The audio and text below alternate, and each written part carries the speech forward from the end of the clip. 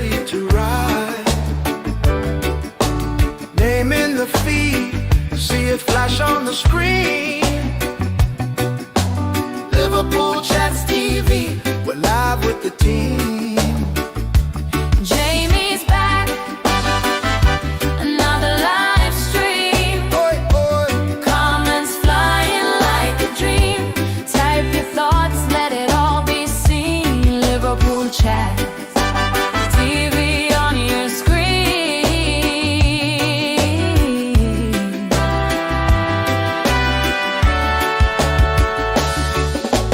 First call in, says we're winning by 5.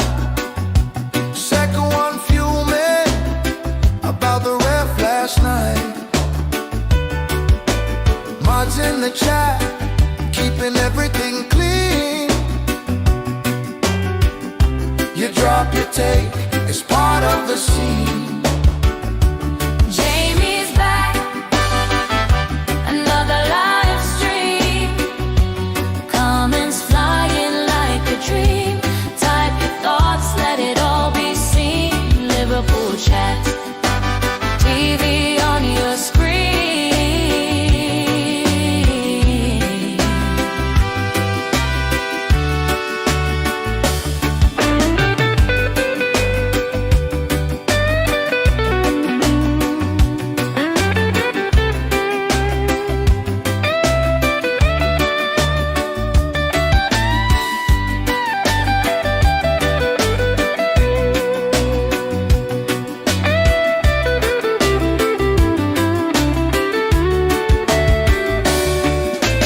Who's in the chat? Say your name, Say your name. say your name. Drop that scoreline, call that game. Call that game. From Anfield Road to every screen, we're all one voice. We're one big team.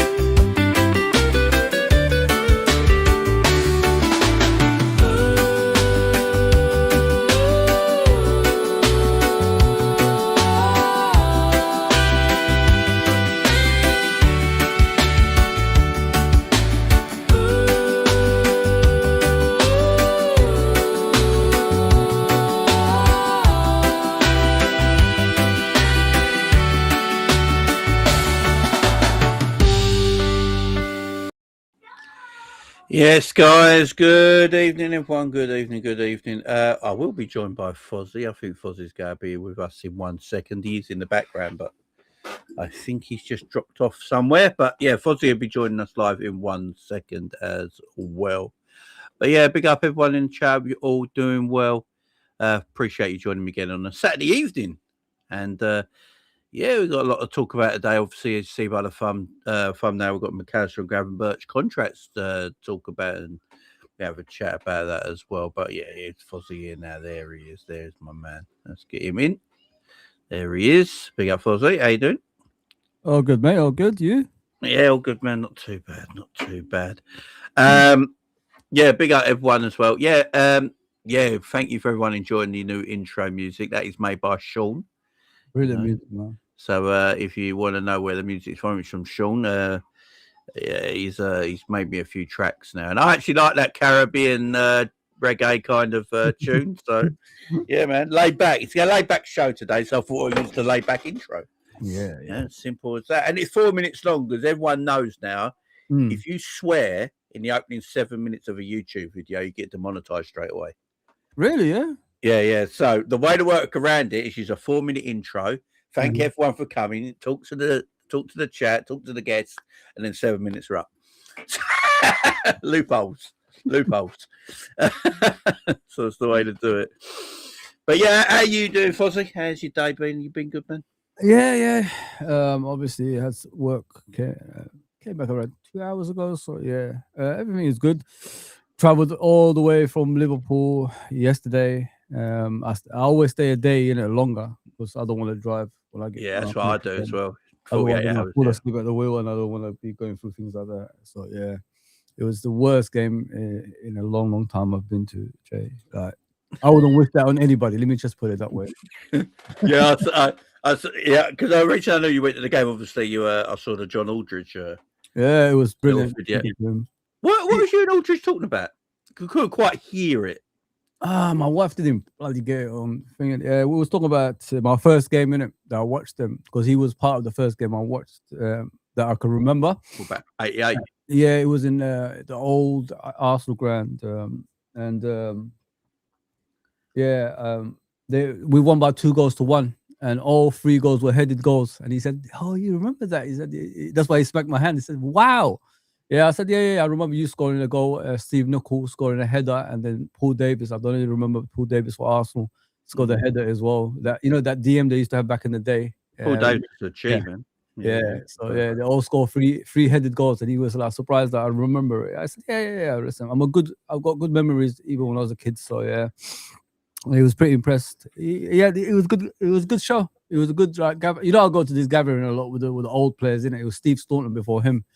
So yeah, and I went to Kevin Keegan one, and Graham Souness one as well. I met Ian Rush outside Anfield once. That's the picture I got, but I've never seen him in the gathering here. But yeah, it was brilliant, man. Because that '80s team, Jamie, was my favorite team ever. Like with him, John Barnes, and the '88. Yeah. Oh, hang on. Let me just sort my mic out. You carry on, Fozzie.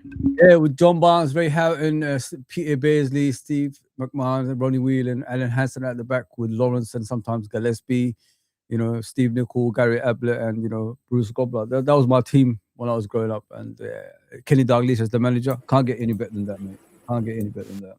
No. Yeah, it was brilliant show, man. It was the boot room basically at Anfield. They do that every time before the game. You got to pay like I think £1,000 for 2, so to have that experience, and then you go to the stadium straight after to watch the game. Yeah, that's good, man. That's good. Big up Sean in the chat. Sean's the one who makes the music, man. There you go, Cop Chronicle. Sean himself. He's the one who creates the music. So yeah, big up to Sean, man. As always. Much love to you, man. Much love to you. Thank you for that. Yeah, the Liverpool '88 team is something else, man. Goodness me. And because we're banned in Europe, we never got to see its real potential. Because that Ajax team, that AC Milan team, that Liverpool team were probably the 3 best teams in world football at that time. If you want to talk about Liverpool's most exciting team, that was it. If you look back at a game where how good Liverpool was Liverpool 5 and Nottingham Forest 0. And don't forget, Nottingham Forest was the 2nd best team in the league at the time as well. Yeah. And Liverpool absolutely demolished them, man. Ripped them to pieces, didn't we? Absolutely ripped them to pieces. We got Angela in the chat as well. Happy New Year, darling. Hope you're good. I haven't seen you since then, so Happy New Year to you. Happy New Year. I'm not looking forward to the match tomorrow. Tell you what, we're talking about the game now because we've got obviously the Gravenberch and McAllister contracts to talk about, and whatever. We'll talk about that because obviously some quotes from McAllister that come out today that's quite interesting as well that we'll chat about. Before we get to that, let's talk about this game tomorrow, Fozzie. It's Fulham away. Yeah. The manager's already hyped it up, said we lost there last season, so we're off to a blinder. My God, this guy, man. What do you expect tomorrow? Because I've been speaking about this as well. Ekitike is our only fit striker at the moment, our out-and-out striker. He does seem to tire after an hour mark because he does a lot of running at that top end of the pitch. He's not someone I don't think we can play every week. We've got Arsenal on Thursday as well, which might feel like is more an important game for Ekitike to start in. Do you see any changes? McAllister didn't start the last game. He went with 2 different fullbacks. So what changes? What team do you see? And obviously the Wirtz situation, because he did say Wirtz had an injury. So wow, doesn't get any better, does it really, Jay? Yeah. I mean, I don't know what he did. I guess obviously the previous game, He made changes and then he made substitutions, just didn't work. Of course, he's going to make changes. The guy is a trigger-happy manager, isn't he? He doesn't let a team settle so they could get used to each other and have that, momentum of, winning games and all that stuff. So he's going to do it again. I don't know why. I don't know if you've seen the game. Like, he played 2 fullbacks and then we ended up with no 2 fullbacks at the end of the game. You know what I mean? So I don't know why he still plays Soboslai as a right back, because he doesn't give us anything from right back, Jay. Like, when he puts him there, he's expecting like a Trent kind of performance, and it's just not happening, if you know what I mean. But I thought like he would have just put Frimpong back as a right back and just stuck with it, because at least Frimpong will, attack that right hand side with pace and power and try to put some crosses in. He took that away from us as well. Yeah, but Jay, the guy's all over the place. I don't know I don't know about you, but I've given up on the season. I said yes after the game. I've done a little short video. I said the season is over. There's no point us continuing this relationship with this guy, because I don't think we're going to get anywhere. I'll be surprised if we even get into top 4 the way we're playing, Jay. We're getting worse every game that we play. We don't even get better. Like, if you look at the performances, guys, like, we don't even create chances, man. I sat through that game the other day. I was yawning, innit? And then I look at 70th minute. I looked at the clock. There was people already leaving the stadium at 70th minute, mate. That's how bad it was. And if people are walking off, not a lot of boos, they just walked off. Boos came at the end of the game, innit? But people were leaving the stadium in their drones, man. And it looks sad. I feel bad for the football club, because we're not that type of fans, you know what I mean, Jay? We're the fans that will stick through thick and thin with our football club. But if people are leaving and watching this thing we're doing, it just clearly shows like we're not in a good place. And even if we make changes against Fulham, it's going to be a difficult game. I think it's going to be one of those games like you just toss a coin on the day we could probably perform, but in most cases that we've seen this season, we might not perform as well. So yeah, no matter what changes he makes, Jay, it's going to be difficult at Fulham anyway, man. If we can't beat the likes of Leeds, Nottingham Forest, Sunderland and all these teams like at home, what chance have we got away from home with Fulham as well, mate? You know what I mean? So he could make as much as changes he wants. It's just not making any difference. And you talked about Ekitike. Ekitike has never run this much, and Frimpong has never run this much. These are all our new players, and they're getting cramps and they're getting injured on a consistent basis. And yeah, it's just too much on these players too soon, in my opinion. And I did say in the beginning of the season on this channel, other channels, if we slowly integrated the team from the beginning of the season, maybe we would have been in a better position. But we didn't even chose that path. We chose a path of like playing everyone at once and expecting, the results to change on the pitch, which it hasn't. It's just got worse. You know what I mean? Those 2-0 up games and then the team's pegging back should have been a sign of panic at that time, and then try to be hard to beat. You know what I mean? What he's doing now, he should have done, in the beginning of the season, not right now. It's too late to do it now, because, every other team is improved. Every other team don't give a damn about Liverpool. They're not scared of Liverpool. You know what I mean? Leeds, this is their first, 0-0 draw of the season, and yeah, it's so bad, man. Sorry to be being down about this, but it's just what I've seen. You know what I mean? I've been watching this team for so long. You just know it's that thing in you got with your football club, Jay, and when you're in something bad and you just can't get out of it. And that's how I feel now with this guy, unfortunately. Sorry, I know that a lot of people don't like being negative and all that stuff, but it's something that's pissing me off. I'll tell you why, Jay. We worked hard in the last 10 years to make this team hard to beat at home, hard to beat away. And Jurgen Klopp, I know I'm going back to him, but he's done so much work to get us to this destination where it's just falling for that thing that like Man United are at now, similar to Man United, which is, you have this form that's impossible to get out of.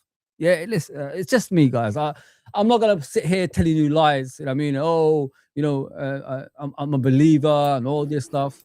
I just want to be truthful. That's why. Listen, with me, I'm a guy who likes YouTube for hobby reasons. I love Liverpool. That's why I do it. I haven't done streams for the last 5, 6, 7 days because I'm hurting, man. I'm really, really hurting here. You know what I mean? And it's affecting me. No, I hear it, man.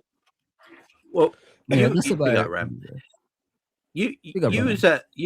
was at the game. So what? Because we've heard about the atmosphere was poor. What, from a TV standpoint, what was the atmosphere like at Anfield?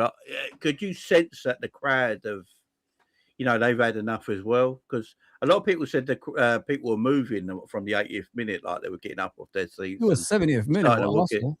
It was the 70th Yeah, minute with Arsenal. Yeah. I think people looked at the lower because the camera focuses on the lower end because it's on the yeah. pitch. You don't go above, do you? No. Yeah. People beside me everywhere, they were already gone. Listen, the fans, I don't blame people blaming the fans in it. They're saying it's the atmosphere. But if you've got nothing to shout about, what's the actual point? You know what I mean? You're not even getting the fans up for the game. If you watch in the entire game, it was just boring to watch. There was nothing that was showing us that to even cheer. The fans tried. We tried a few times. We were shouting. We was doing whatever we can just to get the team up, to start performing in some sort of level. It just did not connect. There's no connection. Let me just put it that way with this team. There's no connection with the head coach either.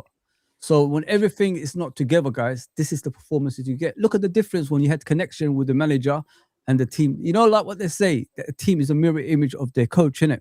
When you watch us, we're a mirror image of Arne Slot. You know what I mean? That's why we are the way we are.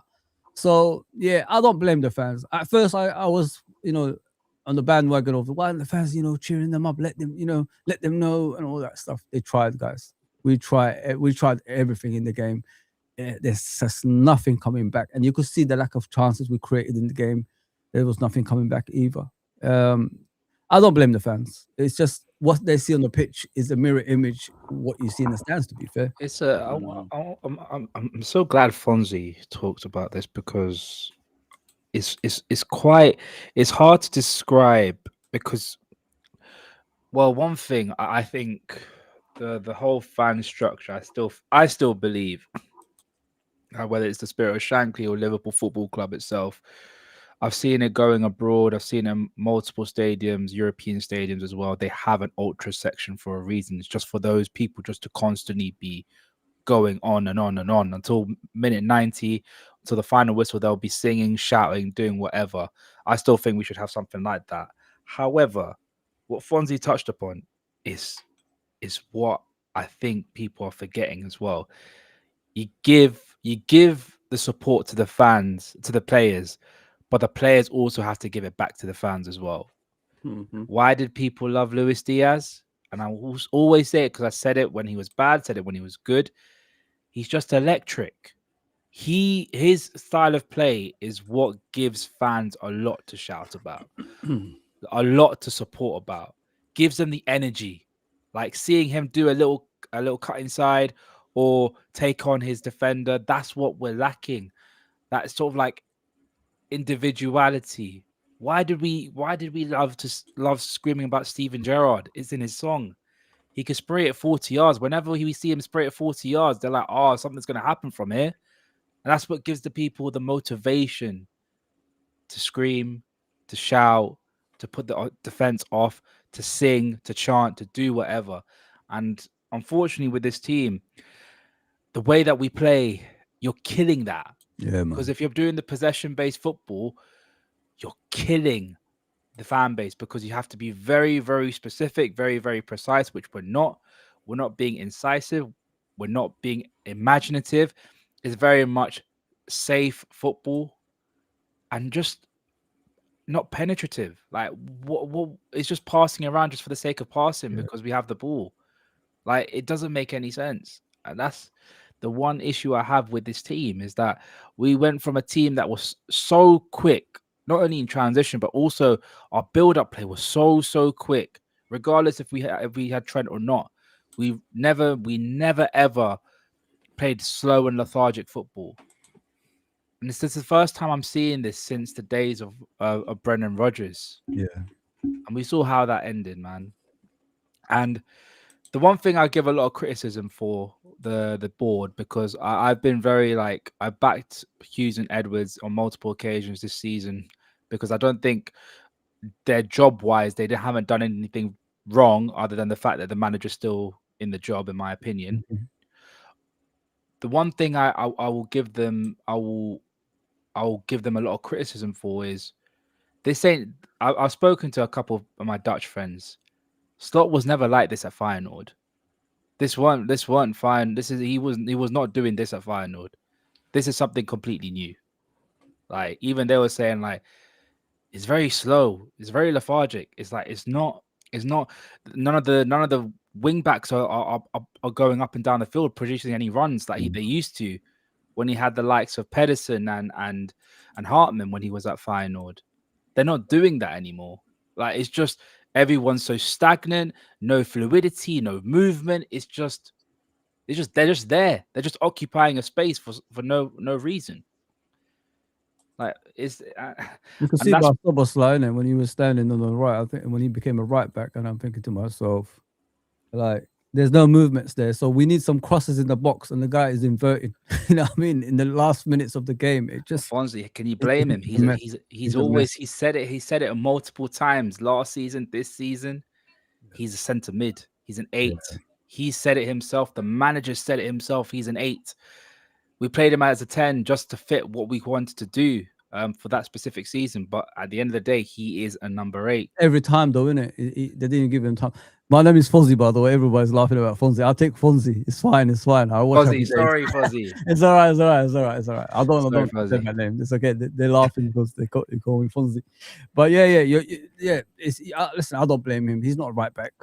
You know what's funny, Ram? Like, and Jay, you need someone, like at times you need some shots from outside the box, don't you? And Soboslai is one of the players that offers you, and you're putting him as a right back, so you're already taking away that weapon, which I didn't understand. You've already got the 2 fullbacks, you know what I mean, that could run outside and put some crosses in the box so people can, if you look at the last game, how do we score goals? From crosses, right? Ekatike's header, I think, and the one Gravenberch scored as well. So I don't know why he takes the things like that away. As I said, if you look at the football club, it's just a mirror image of the manager. That's what it is. I've always said that. Every football club is a mirror image of their coach. And the way we're playing is just a mirror image of Arne Slot. He just panics. His substitutions were awful as well. The timing of it. You know what I mean? I don't understand what he's doing. I don't think he understands what he's doing anymore. Fozzie, in that position. Can I ask you something? Obviously, you're at the game. Because unfortunately, the camera angle back before when we just made the main stand, it was very high up, so you could see everything. You could see the manager, you could see almost both sides of the goal. Now it's a lot more lower, right? What was Arne Slot's expression on the touchline? Because it's the same as the other games, really. He does hand signals, and then he puts his hands in his pocket and walks up and down. He doesn't really. There's no connection. As I said, like, normal circumstances, like when teams are struggling, they look at the head coach for help, innit? I don't think I haven't seen the players even do that in the game, mate. Let me say something to you guys. I don't think I said it in the beginning of the stream. What you see, normally, like you just said, you're spot on, Ram, because when I watch games, when I used to go on a regular, I used to see like different to what you see on the TV, if you know what I mean, when you're watching players individually, all that stuff. Guys, I swear to you, what you see on the camera is what you see in the stands. There's no difference this time. It's exactly the same. How boring it is, how lackluster it is, how we're passing side to side like we're watching tennis like this every single time. That's what you see actually in the stadium as well. And I think at the end of the game, someone said they were booed or something like that. I left in it just a minute to go.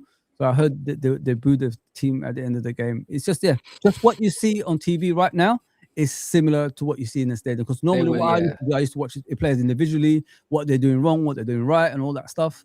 But it's just the same. Because I've been watching obviously all season on TV. Now I went to the stadium. There's no difference, guys. I swear to you.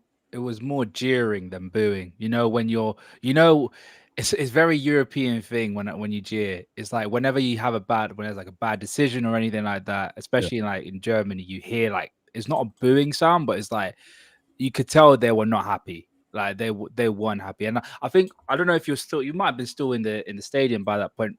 There was a time where Allister was holding on to the ball in his own penalty area, in our own penalty area. Oh, when he turned around and that, and then and everyone just got mad, being like, "We have 5 minutes left, and you're just pissing about in your own penalty area."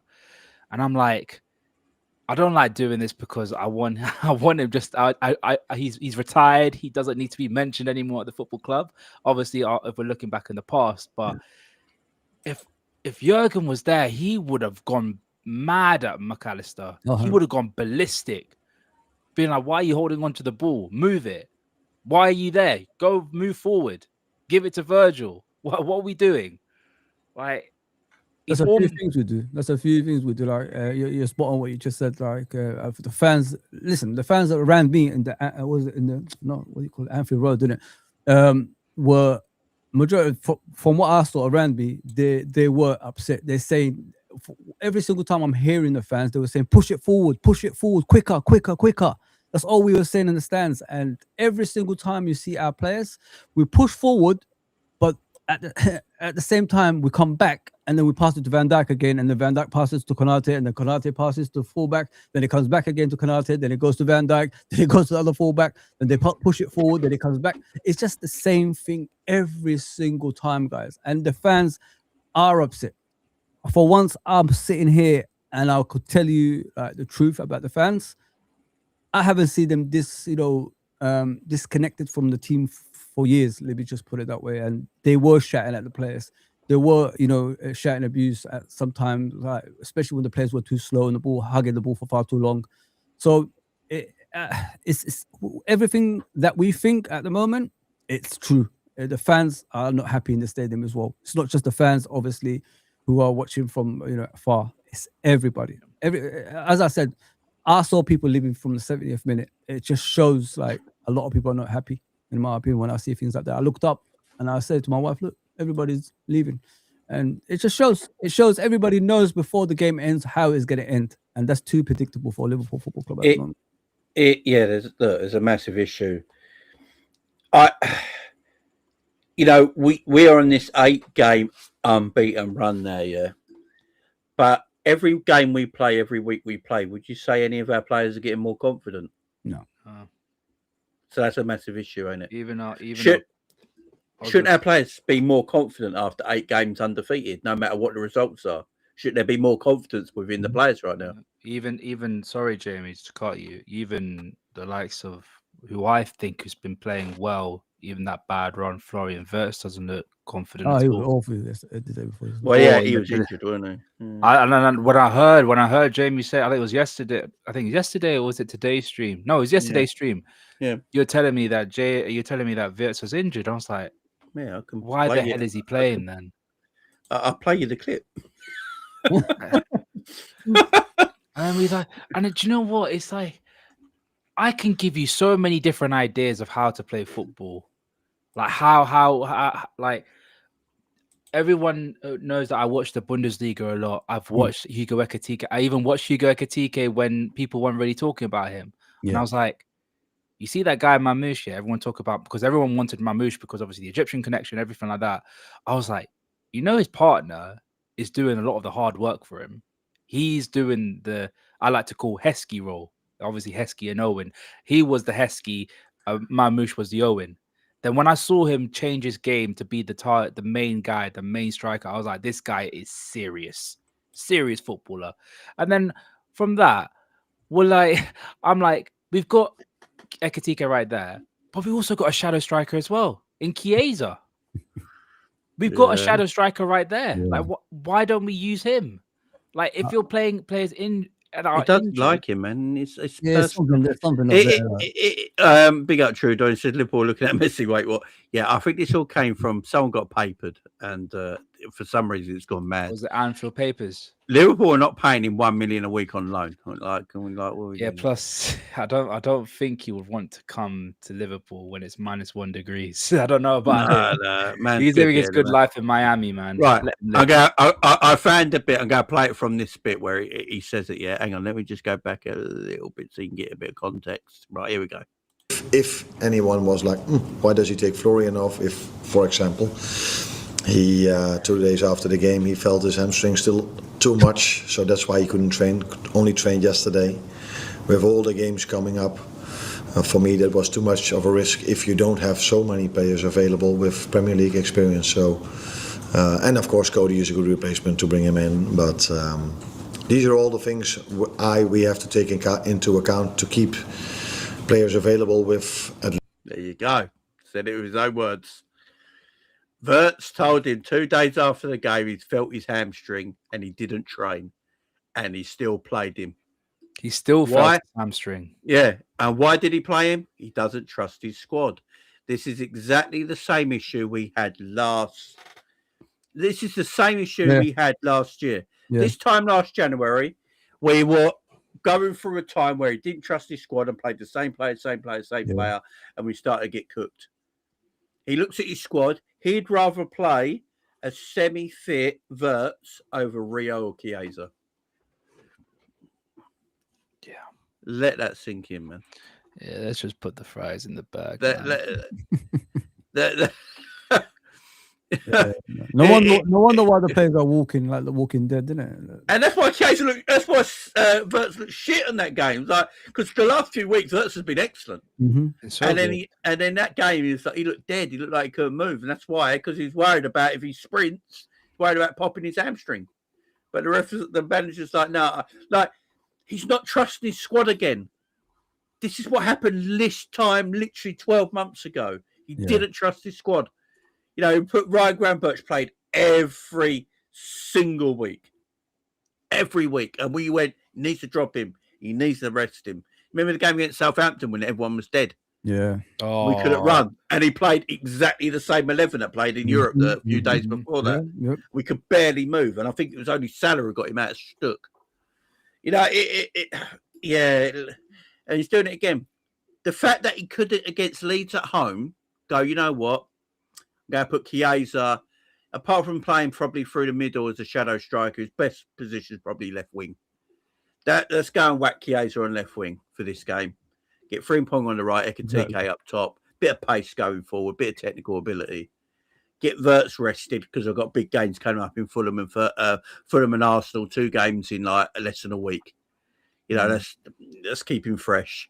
You know, we're at Anfield against a relegation side Leeds. We're probably going to sit back more. So the chance of them having more big chances of goal scoring opportunities is going to be very slim. It's a great game to play him in. Play the midfield 3 that he played. But he doesn't want to play him.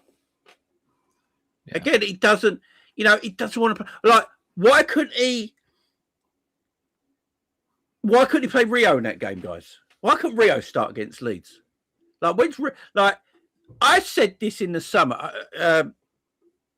Ram, you might actually remember me saying this at the beginning of the season. I actually said, and it won't shoot there anyway. No, Jamie. I actually said, has Rio actually got a career at Liverpool if Arne Slot's manager? I did say this in the summer because he doesn't like youngsters. He doesn't trust them. Look at all the youngsters that won the League Cup for Jurgen Klopp.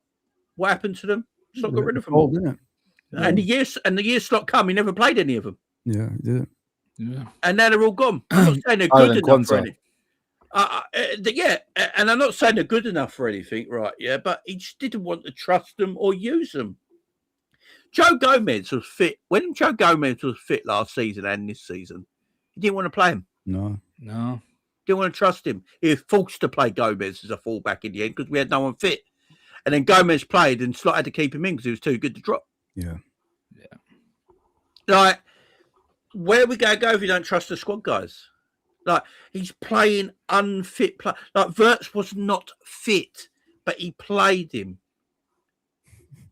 And he took a free kick as well, an important one in the game.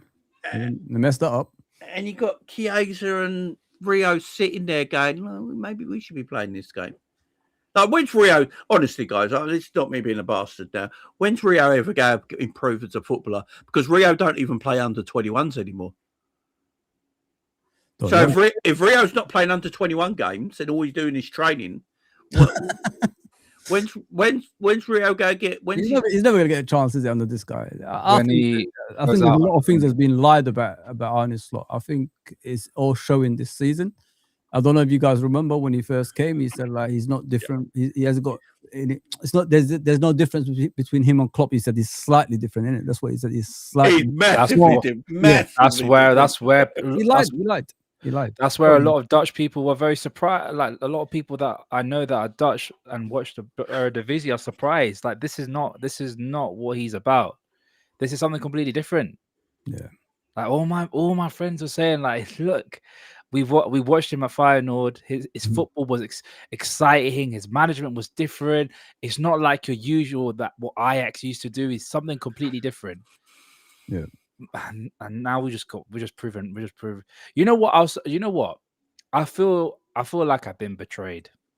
You know, because last season I thought he was the kind of manager that didn't care about what you play, but getting maximizing on everyone's output. Yeah. That's what I thought his style of football, his version of football was. Look, I know who my best players are. I'm going to get the best out of them. Yeah. I'm also going to find a way to make sure there's a balance within the team. And unfortunately, if I feel like with every manager, it's just their own ego and their arrogance cost us, you know what I mean? And we just have to live through this bull crap for I don't know how long he's going to be here for, but it feels like it's going to be a long time. And Chelsea's right here. Slot don't buy or sell anyone. Blame the club on the youth players playing. I agree with that. The one context I'll put in that is if Richard Hughes sees that he's got players that he can make money off and sell, if the manager's not going to ever play him, he's going to sell them. Of course. That's the job, yeah. So if Slot went to him, no, I want these players. Yeah, these, I want that player and that player. The rest of them can go. Then they get kept. But if Richard Hughes is seeing players that are not being played, Harvey had to sat on the bench almost a year, didn't get any minutes. Yeah. So Slot's told him, I'm all right with Harvey leaving. Harvey gets moved on. So, if they were getting played and put in and the manager wanted to keep them, they're not going anywhere. They're literally not going anywhere. It's my worry for Rio is I think Richard Hughes sees Rio as a massive talent, and he was reluctant to buy a left wing because he believed Rio would play a lot of minutes. Right? This is what I think. That's what they said anyway. Yeah, that's what Richard Hughes said. That's why Richard Hughes said, "I don't want to basically go and buy a left winger because he believes Rio's that guy who can play, so we won't block his path." And Cody's there. Yeah. But that's why we didn't get Malik Fofana, isn't it? Yeah. And now the manager's not playing Rio. He's not getting minutes. So now Richard Hughes needs to go and buy a left winger. He needs to now go and buy a winger because we're not playing the guy that he hopes would play. Mm-hmm. So, yeah, it's a bit of a shit show at the moment. It's a shit show because it weren't Arne Slot who came out and said we don't want to prevent his, his pathway into the team. It was Richard Hughes who said it because they believe he's a talent. And from that, I'd say, yeah, play Rio more because he does look good. I'm not going to sit here and say Rio should play every week because he's a young guy. That's stupid. But I think right now he probably should have played more minutes than he's playing right now. Jay, I don't think there's any connection between the hierarchies and the head coach because each time they buy players for him, he doesn't really play all of them, does he? So he's already telling you, I don't want to play Kiers because I didn't want him in the first place. I don't want to play Rio because I didn't want him in the first place. So he's already telling you things like they're the ones who don't want. It looks to me they are the ones who are getting these players in spite of him. If you know what I mean. So because if he was interested in those players, they would have played by now. If you know what I mean. Well, He's playing. So Richard Hughes is going to buy players that benefit the football club, not the manager, because these players are meant to prolong the manager. That's how they would see it. So they thought Chiesa would be a good bit of business that summer. Get him in, doesn't play. And you're right. Look at the start of the season. Look at all the new players that came in and played straight away. Yeah. Kirkhead came in and played straight away. They're still playing. They're all still playing. Frimpong comes in. We know Slot loves Frimpong because he talks about him a lot, right? Yeah. Katike straight in the team, Vert straight in the team. So the Isak straight in the team. So the players that Slot wanted went straight in the team. Yeah. Players like Chiesa don't get minutes. Endo don't get minutes. Harvey Elliott didn't get minutes. Chiesa doesn't get minutes. Rio doesn't get minutes. Why? Because maybe Slot don't fancy them players. Yeah. It's as simple as that.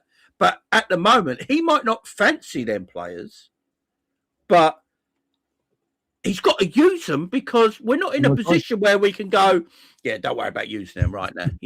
We're not in that position. Our squad is thin because of injuries. We've got to use the potential. We've got no Salah at AFCON. Isaac's done his February, so he's going to be gone for probably 3 months.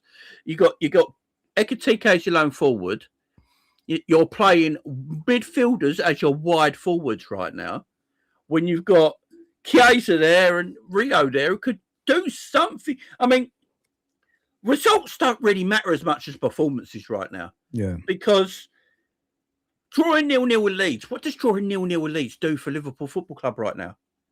It does fuck all. Yeah. So why are we, when we're drawing 0-0 to Leeds, ladies and gentlemen, are we sitting back with 20 minutes to go at Anfield?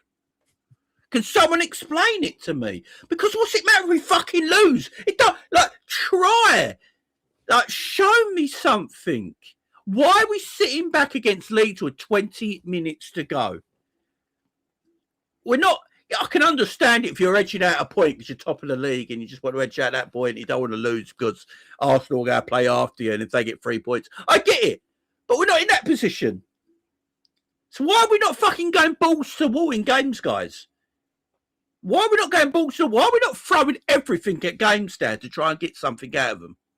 Why are we sit? I've watched us twice this season at Anfield sit back against Sunderland and Leeds, newly promoted teams at Anfield. Is this good enough for people? It's not even a fortress at Anfield anymore, is it? Really? It's frustrating. Just take the handbrake off, like Chill said, and go for it. What if you got to lose right now? You're not going to win your league again. The league's done, right? Arsenal will probably go and win that now, closely followed by City. You got Villa on 9 points in front of us in third, from nowhere. It's just, guys, honestly, what are we waiting for? Why are we not? Hey, I honestly think he had hope. I don't know if you saw him after the match press conference. He was saying something about Arsenal, innit? They're clear now or something like that. I honestly think he had hope catching up with Arsenal. Do you reckon he was thinking we're still in there? Yeah, I swear. The way he was speaking after the game, he looked like he had hope of catching up with Arsenal. Because why are you mentioning Arsenal? That's not even a team next. So he thought, oh, we were on this winning run now. We beat Leeds. I beat Fulham, and then we're playing Arsenal. Yeah, anything can happen. That's what you thought, but it backfired, man. Right, that's gone now. So if that's the case, guys, that's gone. Yeah, that's gone. Right, they're 12 points. They're 12 points ahead of us, I think. Right. Yeah. They're winning the league. Like Man City are 7 points behind them, and I still think Arsenal go wipe the league. Right? Yeah. That's what hurts the most because you know me, Jamie. I don't rate Arsenal, man. No, neither do I. But that's for me. I don't want to see an excuse against Fulham in. Against Fulham, we should be just going at them full throttle. It doesn't matter now. Can't win the league. Can't defend our title. You know, if that Arsenal thing was in his mind, that's gone now. You know, is it Champions League? Are we going to play safe football just to get Champions League? 15 points there. Big up, Trudon. So are we going to just play safe football now to get Champions League football? This is a joke, man. It's an absolute joke. Absolute joke. It's heartbreaking to see what's happening to our mighty club under Slot. Why is Slot playing so slow? If he didn't at final, it makes no sense. The difference is, so at final, it could have been played similar to this, but it looks different in Dutch football than it does in Premier League football because of the pace of Premier League football. Quality, isn't it? Yeah. And that's the thing. Like, he's trying to play Dutch football. I've said it time and time again. Apart from Pep Guardiola, who's got a little bit of mix in him because he's got the Cruyff stuff in him. I don't think Dutch football works in English football. I've seen Dutch football had to evolve. Yeah, exactly, because they were just 4-3-3, total thing, attack-minded. Everyone touches the ball for goals, all that sort of stuff. Louis van Gaal, one of the greatest managers of his generation, couldn't do it at Man United. Ruud Gullit came to Newcastle. By the way, who did Ruud Gullit fall out with at Newcastle? Shearer. Alan Shearer, the biggest idol, yeah. Who did Ten Hag fall out with at Man United? Cristiano. Who was Arne Slot falling out with at Liverpool? Mohamed Salah. Yeah. You know what I'm saying? There you go. And did Louis Van Gaal Louis Van Gaal fell out of the whole board at Man United, didn't he? Yeah. You know what? I'll tell you this, yeah. Dutch football only works for smaller teams because you can play it. So your likes of your probably your Crystal Palaces, those level of teams, because there's not a lot of respect given to them, if that makes sense. They're allowed to play whatever style of football without having the pressure of them. Like you saw with Ronald Koeman. Koeman did a decent job with Southampton. I think not as good as what people remember it to be, but it's still a very good job. But like you said, Jamie, we saw what happened with Frank de Boer when he was manager of Crystal Palace. A few weeks, wasn't it? It wasn't even that long. It was just a few weeks. First 3 games. It's social joins. It's the total football thing. You know, if you go back, everyone forgets when Pep Linders was Liverpool manager when Klopp couldn't be bothered for a year, right? And just sat back and Pep Linders took over. We were dull. Everyone remembers that year when Pep Linders was definitely in charge, and we played that. Do you remember the slow football we played that from the back, and everyone was inverting? Yeah. Pep Linders and Slot played exactly the same way, or am I wrong? You know, you look at the way Pep Linders wants to play ball. You might look at the way Slot wants to play football. It's exactly the same way. I remember that year, everyone was annoyed. We're like, why is Klopp letting this happen? Like, why is Klopp letting this happen? Along the lines of Salah was touchline winger or something, wasn't it? Yeah, because he had to feed Darwin, so we had to play, and then Trent had to invert to make the extra midfielder up, and we did all this like passing out from the back, and it was really slow. It was like, where, you know, and Anfield got quiet. I remember all this, and everyone's like, where's that rock and roll football? Do you know what the funny thing is, Jamie? This is what makes zero sense to me, because Slot ain't from the Ajax Academy or anything like that. He ain't from the Ajax school of thought. And no, he ain't. If anyone that knows the Dutch football, Feyenoord is the antithesis of Ajax football, because their first European title was, I think it was an Austrian manager that was that won them that the first European title. Their greatest ever manager was Austrian, and he didn't play the total football. He played similar to what Klopp did, which was fast, technical, defensively solid, all that kind of stuff. So do you think it's just that this is how he's always seen football? And he's like, I'm at Liverpool. I couldn't do it at Feyenoord because it wouldn't work. Maybe at Liverpool, I'll give them something fresh in his head. And it's clearly not working. I'm just asking the questions. I don't know. I'm with you. Social Joy says Slot don't play like that. We'll see Virgil in midfield. So Virgil's in midfield all the time. He is. He gets the most of the ball. Virgil is the one who picks the ball up in midfield, sprays it about. Yeah. Midfield all the time. All the time. That's why our fullbacks invert. So beginning of the season, who was the inverting fullback? Kirkes. We bought an attack-minded, wide left back, old-fashioned. We made him invert from left back. Realised he couldn't do it, stopped doing it, and now he actually looks quite decent. Right back, who does it? Mr. Invert himself, as Matt would say. Bradley. So, you know, everyone inverts. We play 4-2-3-1 at the moment. Verts is playing on the left-hand side. Sabozlai plays on the right-hand side. They both invert into the middle because they don't want to play out there. And we have this clusterfuck of about 20 players in the middle of the pitch, and there's no space. None. When was the last time we doubled up on wide areas, guys? No, we don't do that anymore. No. When was the last time we doubled up on wide areas in attacking positions? You know, when we could you imagine having even Cody Gakpo and I don't know Kirkes doubling up in attacking positions on the left, Salah and Frimpong doubling up on the right hand side? You know, and using the width. So you got 4 players in them wide areas. That was when we was at our best. Don't forget, that's what Robertson and Trent was at their best, because they were going out wide and crossing balls in and overlapping. So what you have 4 very good players in them wide positions, because you've got 4 players in them wide positions, out wide, up high.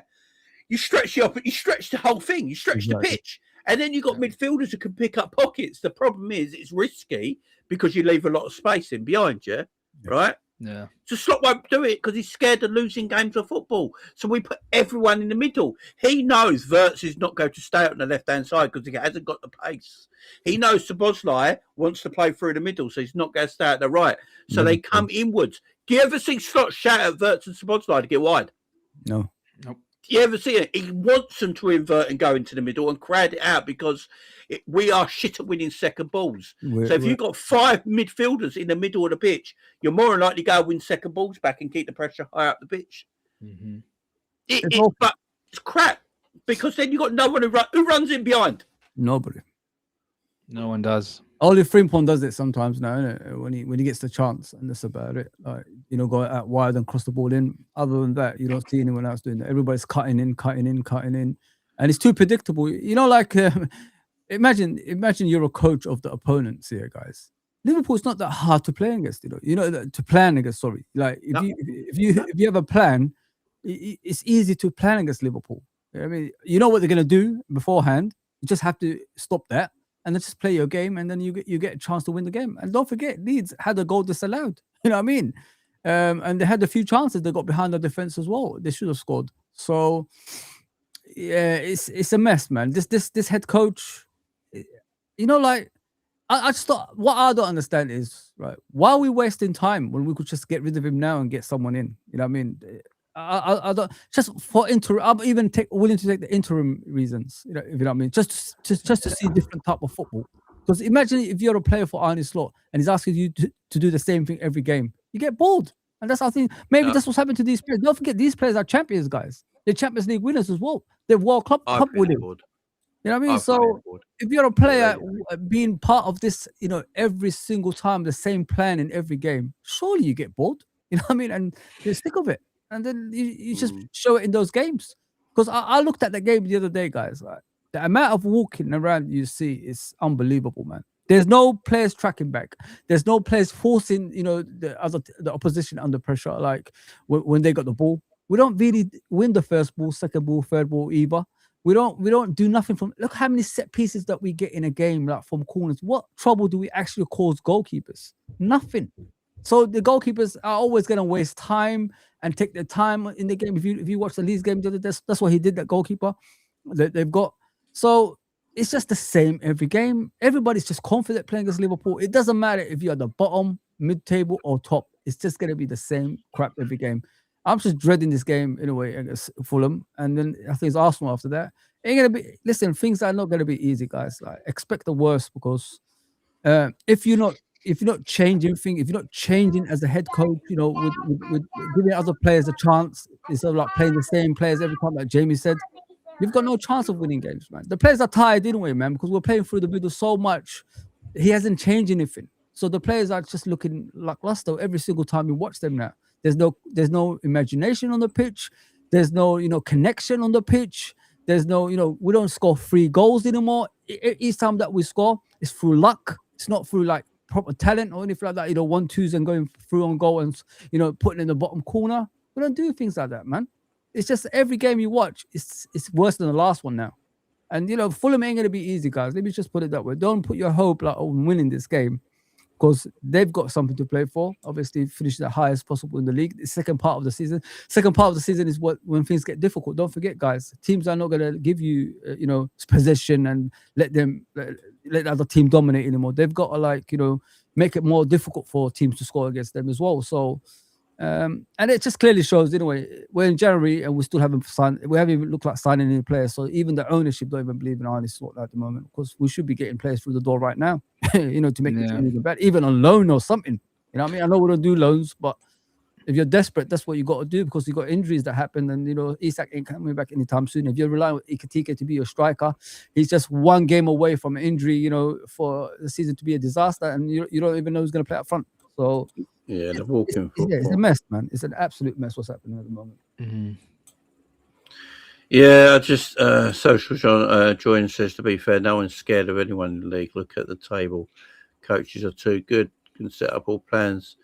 I'm gonna go on record. I think this league sucks. It's shit. It's what's funny? 60% of Liverpool this season, what we did last season, could have won us the league this season. 60%. Yep. Yeah, I agree. We are somehow fourth, and we're shit. There you go. I And just- we're not even like what is it? Man 20%? United are 30%? sixth, man. Like, come on. Yeah, it's just Tottenham are 13th. yeah. This is not a good league, man. It's not a good league. The only thing that this league has, that the only reason why we're so much more dominant than the rest of Europe is because, brother, our P&P, our pace and power is just far beyond anybody else's. They just can't keep up. Mm, They can't keep up. yeah, exactly. That's bad. Man. Exactly. It's just dog shit at the moment. It's just dog turd. It really is. I mean, everyone talks about Areola at Bournemouth. I think Bournemouth gone 14 games without a win now. Yeah, man. I mean, like, it's The just. market is so bad at the moment. I keep saying this. I still would rather watch the Premier League to La Liga because I think all English teams would beat the Spanish teams because of pace and power. That's what English football is about. It's about pace and power. It's a professional Sunday league team. Everyone takes long throws. Yeah. Well, in the Man City, when Man City and Liverpool were playing at that high level, yeah, did anyone see long throws? No. Like, it's all long throws now, set pieces. Unless you're like at the bottom of the league. Then Yeah, that's when you're meant to see it, when people are desperate. It's just shit. It's just shit, man. You know, it's still the best league in Europe as well. That's the crazy thing. You know, still the best league. It's just the level of everywhere else is just not the same. It's just the level of football I don't think is at its highest at the moment. That's all it is. I just don't think the level of football. You know, Arsenal are a good team. They should have been like way clear right now. Way clear, not 4 points or where it was right before today's game. Arsenal are a good team right now, but let's see how good Arsenal are in May. That's when it matters. That's when it matters. Keep saying you only have to be top of the league for one day. That's all you have to be top of the league for. Remember, was it Man United who was second all season, then won on the last day of the season and finished top? Newcastle, I think, that season, yeah. Yeah, that's all you need to be. You need to be top of the league for one day, man.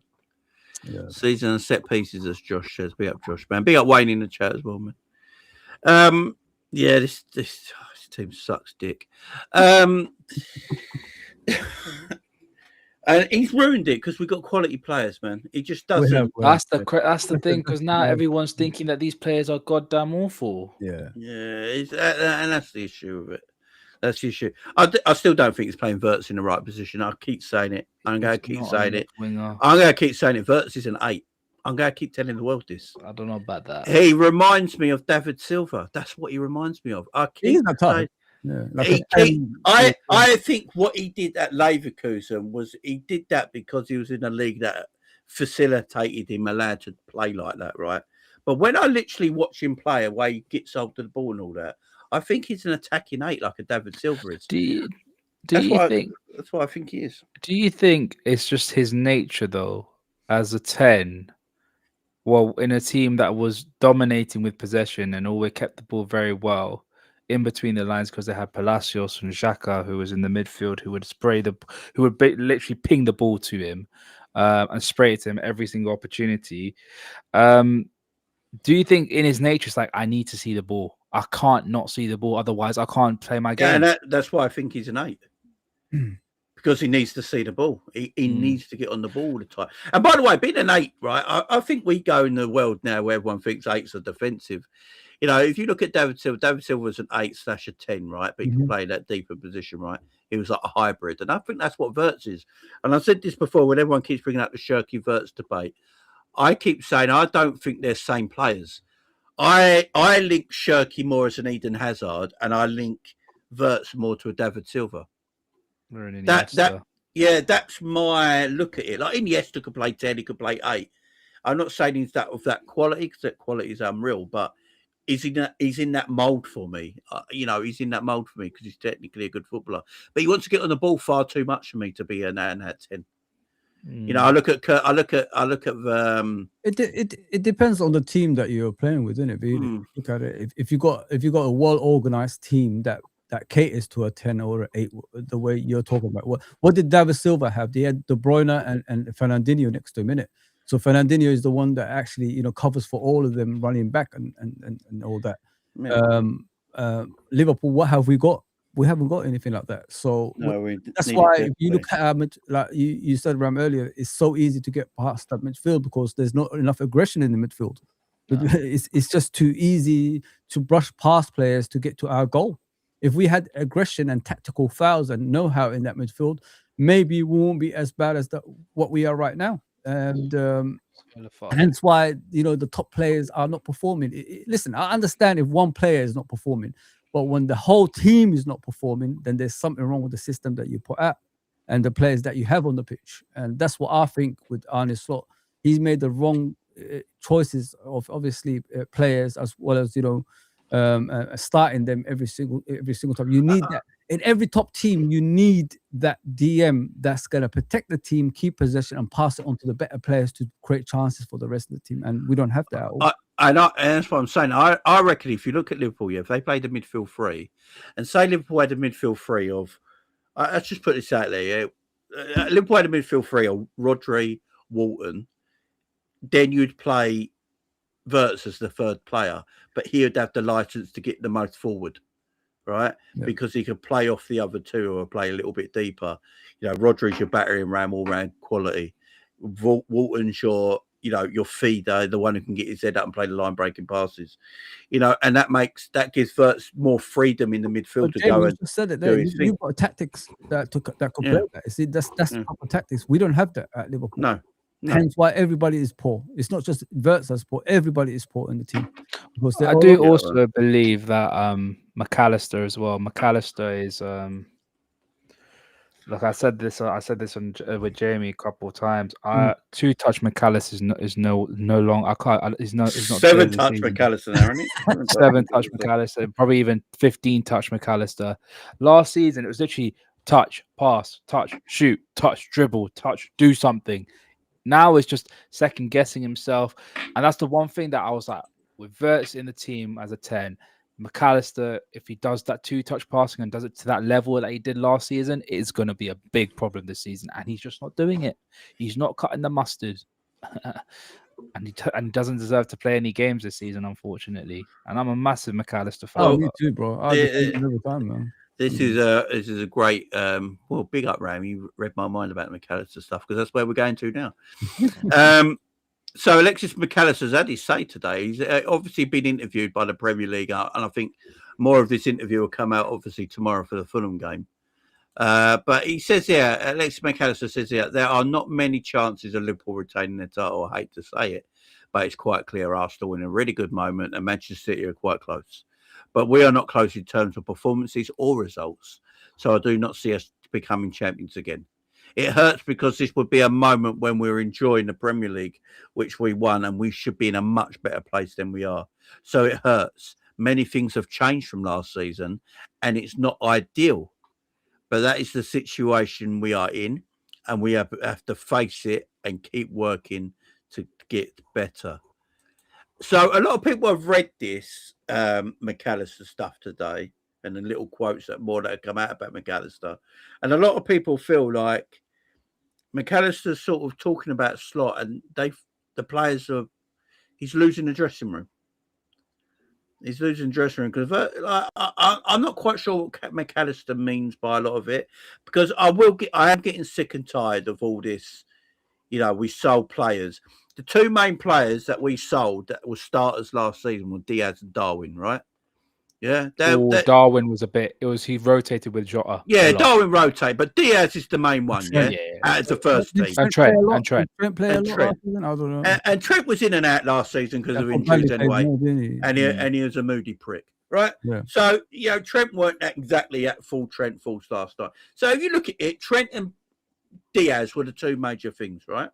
Everyone else stayed. Arguably, your two best players got new contracts, right? Yeah. We bring in a Wirtz who everyone should be lording over, especially the players. And Isaac and Ekatike and stuff like that. And straight away, they'd be like, these are upgrades, right? Upgrades on what you had before. Anyone who's telling me Ekatike and Isaac ain't an upgrade on Darwin, we're fucked. Because Darwin runs 100 miles an hour and presses all the time. We're not this good this season. That's down to the coach, guys, not the fucking individuals. We've got the players everybody wanted, right? This is the player everybody wanted. Who didn't want? Like Ekatike has already got you know, he's close to getting the goals Darwin got all in his debut season, right? 15. Yeah.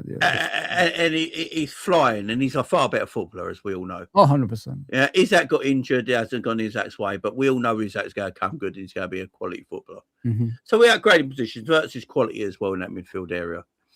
Coach is playing them poorly. Coach don't know what to fucking do with them, right? As we'll talk about McAllister's form in a minute, but is he hinting there at maybe there is a lot more going on behind the scenes that we know publicly with the players, the coach, the manager, the setup, or whatever it is, because it's kind of it is a statement to make that has left a lot for interpretation and question, isn't it, Fozzie? You know, when you 100%. What you got to look at, guys, you know, when you come into your first season, yeah, there's no pressure on you, is there, as a head coach? So whatever you do is what the football club is going to go with, and he was fine in his first season. The players bought into his ideas, and it worked from near enough the second half of the season. Obviously, when we started going on a run to win the league and that stuff. This season, obviously, you've spent time with these players. Sometimes you've got to look at the players' egos as well. You know what I mean? They've got egos that you didn't experience last season. Maybe this is what he's struggling with as well as a new coach at Liverpool. Because, you know, with Klopp can handle egos. This guy doesn't look like he could handle egos. That's why he's probably struggling with the players. And this is why probably McAllister said what he said.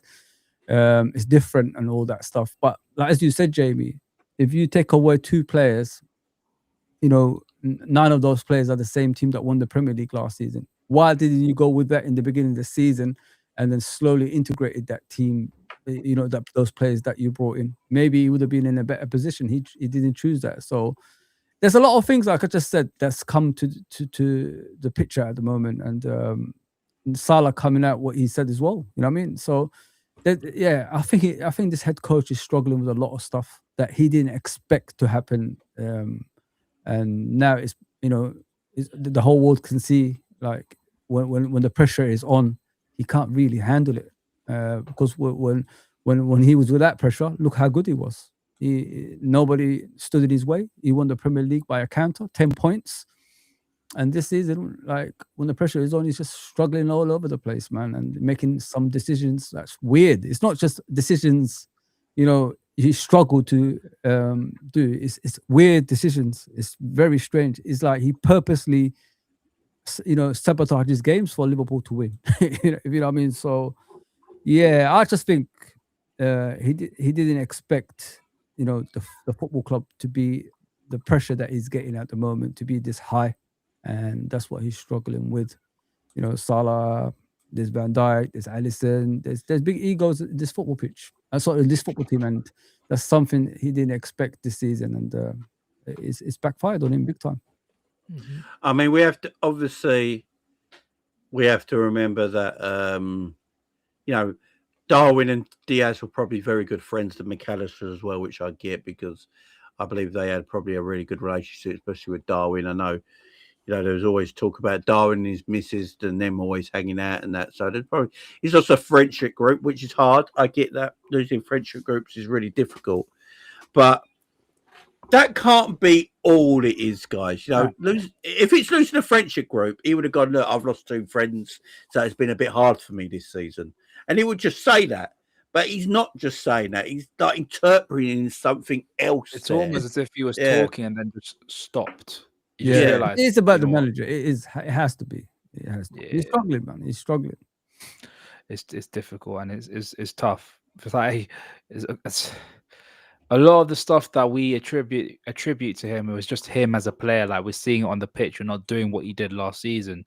It's the basics as well. Yeah. You know what I mean? Like, passing, he doesn't pass anymore. Doesn't create chances anymore. He doesn't take set pieces anymore. I mean, he doesn't press anymore. Not only that, like, the most important thing that was in his game in the last few seasons was the aggressive side, Ram. He's very aggressive. Yeah, for Argentina, he happily does it because he's asked to do it. That's Scaloni asked him to do it, and he does it happily. Yeah, he's very aggressive. McAllister's always been quite aggressive. You know, South American players usually are.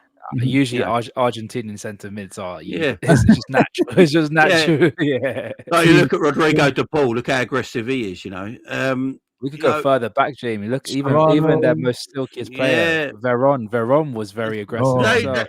But McAllister was last season. He was aggressive. And the season before No that. matter what you think of McAllister as a player, I've always been on the assumption I don't believe McAllister's world class for a midfielder. I just don't think he's at that level. Don't mean he's shit, but I just don't have him at that level. But last season he was aggressive. I saw him running into tackles. You know, maybe that's why he was getting injured a bit. Yeah. But he doesn't look like, for me right now, he doesn't look like he can run to be aggressive. You know what I'm saying? That's the issue. He does. Like, when was the last time McAllister gave a foul away or anything like that? Forget when was the last time the team gave a foul away in the middle? Yeah, it's just, look, I do understand the fact that he's probably lost two very close friends, you know, both Spanish speaking, you know, a lot in common. Families are probably friends and all that as well. So I understand that. You know, losing friends that are not at your workplace no more is difficult. I get it. But, you know, if, as I keep saying, if that was just the case, he'll just mention that, look, I'm not great this season.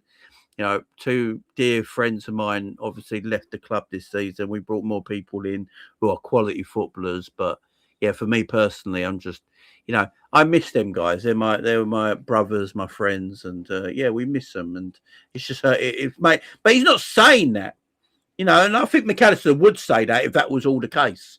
But I understand, Jay. Sorry to cut you. I like to compare what happens within the football, the training pitch, everything within the club to what it is in real life. Yeah.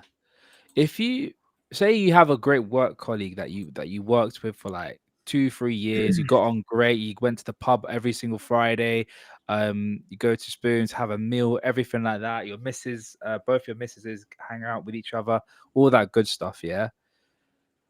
If you truly love where you work, it wouldn't matter if they leave. No, that is true. And I have a feeling McAllister loves playing for Liverpool. Oh, he does. 100%. He loves to represent Liverpool. Well, it's a huge football club, yeah. Exactly. Yeah. So when it comes down to like I've lost two of my close friends, but that still doesn't. To me, it's like that still doesn't outweigh how much I love Liverpool Football Club. I'm still here for a reason. He left Brighton to come to Liverpool. I mean, exactly.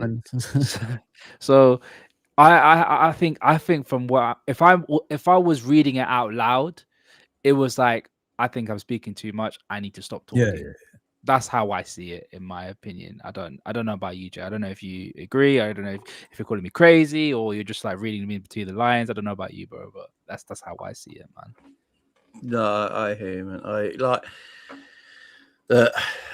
like Mac's performances, no matter what personal things are going on behind, you know, his performances are just dreadful.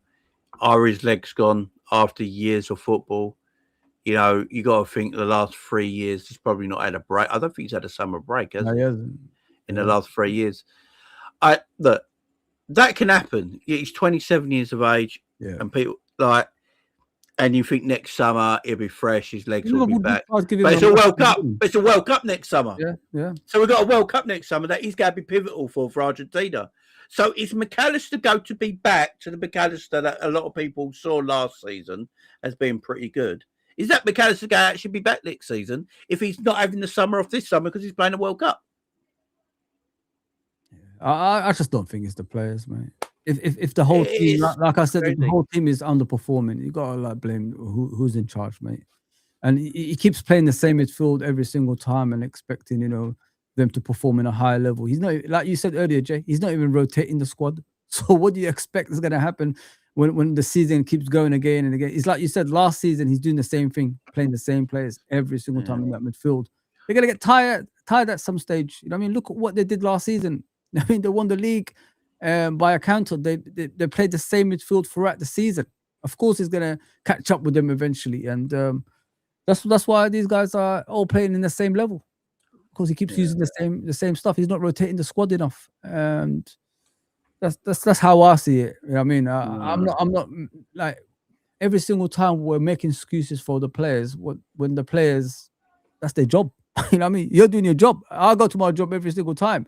I don't underperform in my job, otherwise I'll be sacked. You know what I mean? So that's how I take jobs when you have a job. You know, if you know what I mean. And tragedies, listen, happens to all of us. Bradley lost his dad. When was it? 2 seasons ago. Next game he came back and performed to his levels. That's how life is, guys. We've got to like continue life and Yeah, I don't like the and job. all this stuff like you're blaming someone, you know, passing away or your friends leaving. Yeah, we've got to move on from that now. Anyway, it shouldn't be like that. It should we not got to be. move. We got to move. We got to move on. You got to, mate. You got to, because that's how life is. Allister lost his dad in the COVID season. What did he do? He scored a winning goal against West Brom. You know what I mean? So that's how it is. You're in a job, so you got to do your job to the best of your ability. And all this stuff that we use, right, it's not for me, man. I don't do that. Before we carry on, I just need to do a bit of a. That's all right. Helping someone out, helping a friend of the channel out. So Wayne, big up Wayne in the chat, man. Wayne does have his own YouTube channel, guys. There it is there. Obviously doing Liverpool content. He's on 16 subscribers right now. He's doing new content over on his channel right now. Let's get this channel popping, guys. If we can subscribe to him right now, let's go and subscribe to him. Let's put the link in the chat. Help a friend out. You know, we always help people out over here, no matter who they are. So help their channels grow. Guys, go and subscribe to my man Wayne right now. There's the link in the live chat. You know, go and subscribe. Show him some love. His channel's there. Football on Fire. Go and follow my man Wayne in the chat. He's in the chat right now as well. So yeah, go and show him some love, man. And then you know about Fozzie and Ram's channels as well. Go and follow them. But yeah, there's my man Wayne there. He's put the link out himself as well. So yeah, go and subscribe. Go and show him some love, man. Go and show him some love over there. Go and subscribe to his channel. And just get it popping a little bit, because, you know, as soon as there's quite a lot of subscribers very quickly, you know, the algorithm starts popping off a little bit. There you go. A couple of subscribers there. So go and show love, guys. Go and show love. I'm going to keep it pinned in the... what I do, I'll keep it pinned in the... chat, yeah. Big up Angela, man. Big up to you. No worries, no worries. So I'll keep it pinned in the live chat, guys. There you go. Replace the other pinned message. There you go. So the link is pinned at the top of the live chat, guys. Just go and press on that and subscribe to him all the way through the show, guys, if you don't mind. You know, he's a friend of the channel. He's been here for a while as well. So go and show him some love. And subscribe to my man Wayne, who's doing Liverpool content, as you can see there. He's doing Liverpool content. Go and give him a shout. Go and give him some love. Back to the situation between McAllister and Gravenberch. So we'll get McAllister in a minute, because we just spoke about him. Gravenberch. So a lot of news out right now about about Gravenberch, signing a new contract. I believe I've got it here somewhere. So it's Ben Jacobs yesterday. Liverpool set to open new contract talks with Ryan Gravenberch, as revealed in September. Talks always planned for this winter. It is compliance at Liverpool to offer a second deal for performance uplift, but Gravenberch is already on an excellent money making this situation slightly different to Cody Gakpo's renewal. So, Grav, I'll go you first. Would you give Grav a new deal, or would you go, you're making enough money right now, this situation is a bit more difficult than we first thought, and a lot of the fans are slowly getting a bit upset with Ryan's performances lately. So what would you do, Grav? Look, if you compare it to what it was, he's thinking about it. I need to know what he's on. Okay. Yeah, I think it's on 150 a week. 150, but it's not verified. So it could be higher, it could be lower. We don't know. Yeah. Look, at the end of the day, when it comes to Grav, young player of the season last season. Excellent last season. Yeah. Excellent last season. One of the best players in the league. One young player of the season as well. A stalwart. for how good we were last season. He almost set the levels. If he didn't play well, we didn't play well. If he played amazingly, we were going to dominate a team. I've always of the notion if you have prized assets, you keep that value as high as possible. I.e., you keep them signed on as much as possible. So if someone does come through, they're going to have to pay big bucks for these kind of players. And for me, Grav is worth around about minimum 70 million. His age, his profile, minimum is a 70 million pound player. Would I sign the contract? 100%. On a business standpoint, it makes sense. On a footballing standpoint, it makes sense. If you mix those two together, you've got yourself a sure answer. Has to be signed. Has to be signed, regardless of what you think about him. I think performances in the last couple weeks have been poor by his standards. But again, everybody else's performances have been poor. But that don't mean you didn't neglect how bad he's been. But for me, look. You got a talented player. Sign him on, man. Sign him on. If we're happy to give players who I don't think is worth 250k a week that kind of money, then I'm sorry. He's the kind of player that deserves that kind of money. He's a good player, fantastic player, a talented player as well, and deserves to be on the money that he deserves to be on. See, look. I like Gravenberch. My man Scraps in the chat. Me and Scraps go back and forward on the Grav things, but I like Grav. Yeah, I'm a Grav fan, right? Yeah. But even in the last 2 weeks, I've been, put off by his performances a little bit. But again, like everyone else's shit, how good could Grav be? I think Grav is a good footballer. I think he's got good technical ability. I don't think he's the best passer of a ball, but then who is in our team right now?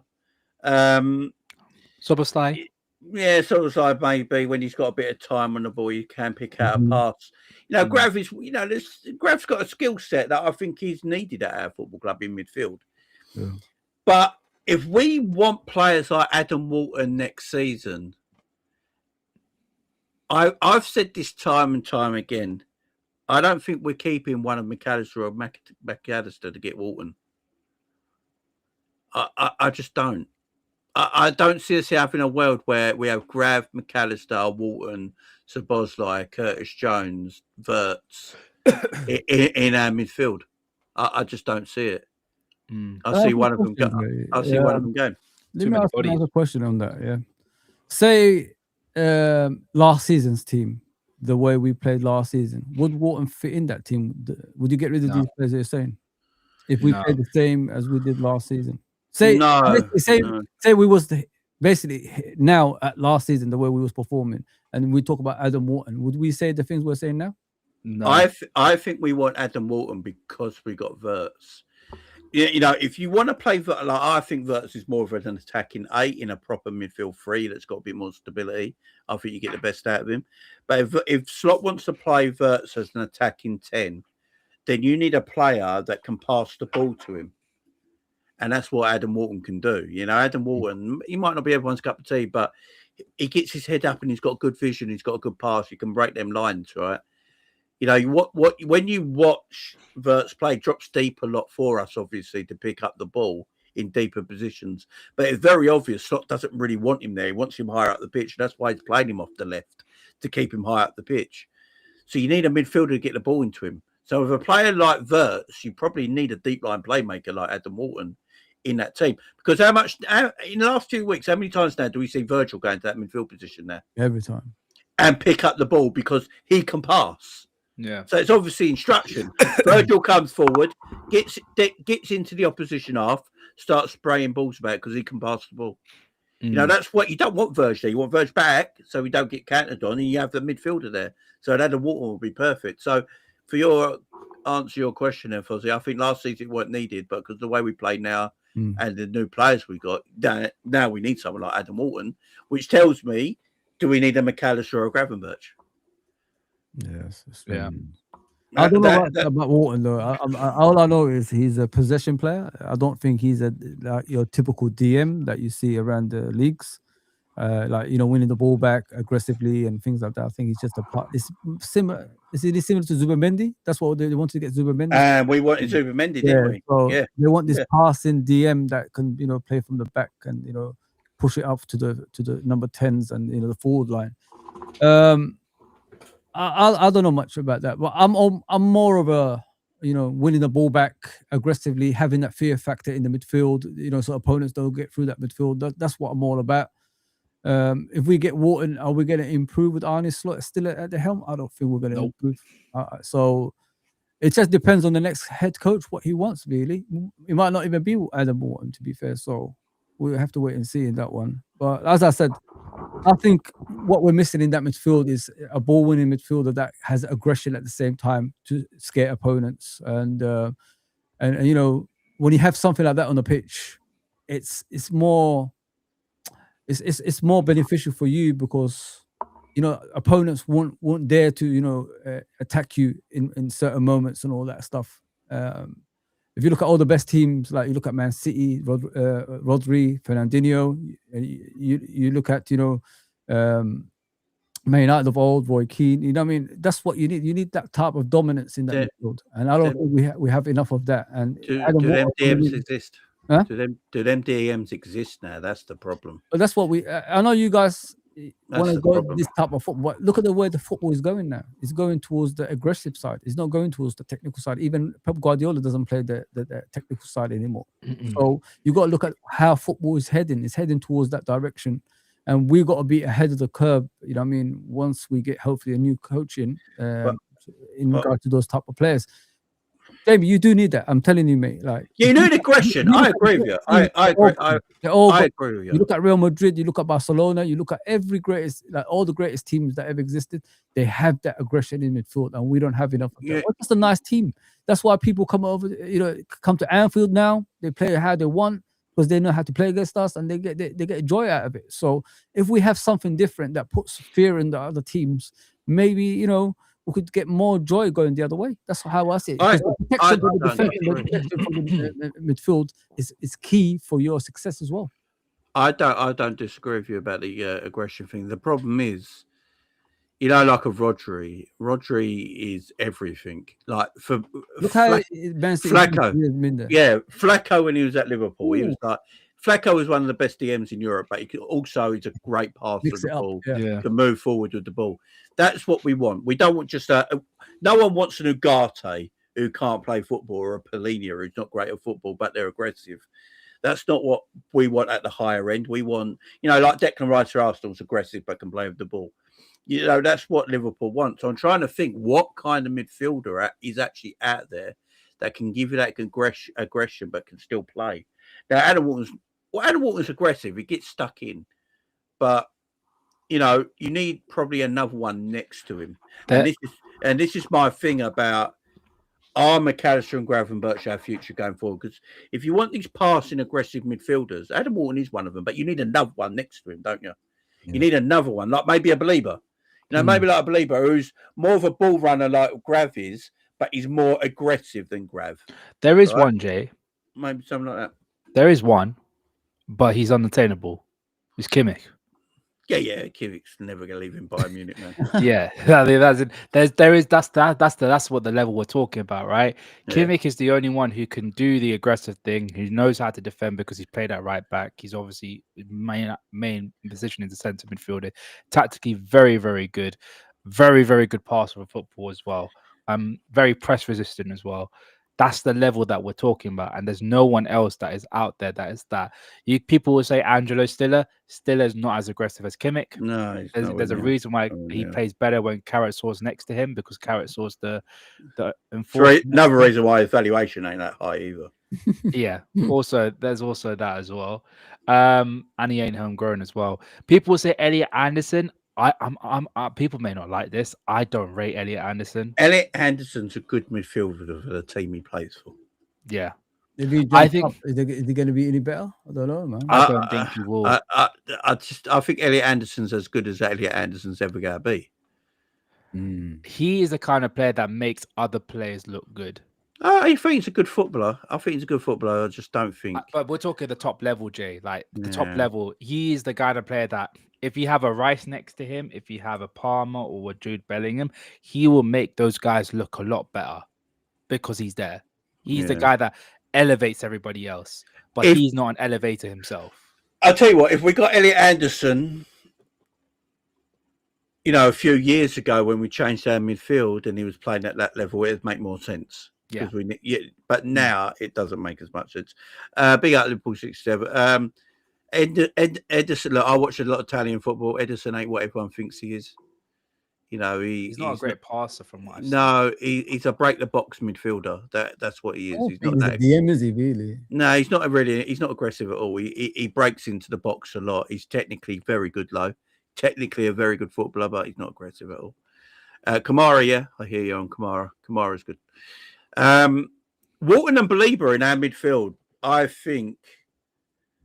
And then you free. I think if you've got a Belieber and a Walton as your double pivot, you free up Verts so much more. You really will. It's the energy in the midfield, isn't it? That's what. Yeah, because Walton gives you that passing ability that he's got. Belieber gives you that aggression, but that ball carrying like grab spot, but he's aggressive and he can defend better. So you got that. Then you got Szoboszlai as your athlete. Then you got Verts as your technical player. Straight away, that midfield's better for me. Maybe Szoboszlai doesn't need to be an athlete if them two out there. Maybe he could be more the Szoboszlai what thought he's going to be. Well, he's Hungarian. His Hungarian coach believes he's a deep line playmaker in his late years, don't he? Yeah. Because I see it though. When the game's slowed down and he sits there on the halfway line, he can bing a pass. Absolutely. I mean, we saw it. We saw it firsthand. Was in his first season against Wolves, because I think we went down to 10 men. I think. Yeah, and then when he became a deep line midfielder, Tonali, he played very, very well that game. Yeah. If Liverpool want to piss Newcastle off even more, that's who I'd buy in the summer. Oh, bro, Tonali. Tonali's aggressive and he can play. Wow. Yo, Leone, Chiesa, Italian mafia. I'm telling you, if you want to piss Newcastle off again for another summer, go and upset Tonali a little bit, because I've said this all for a while now. For me, he's my favourite midfielder in the Premier League. Right? The original player of before. I love Tonali. This was my dream midfield when Klopp. Well, this is when we had to do the rebuild. It was Tonali and Bellingham was the dream. Two centre midfielders for me. That would have been sick. Yeah, but I like Tonali. I like Tonali, and he's aggressive as well. Man. He can cover the ground as well. He's got great passing ability.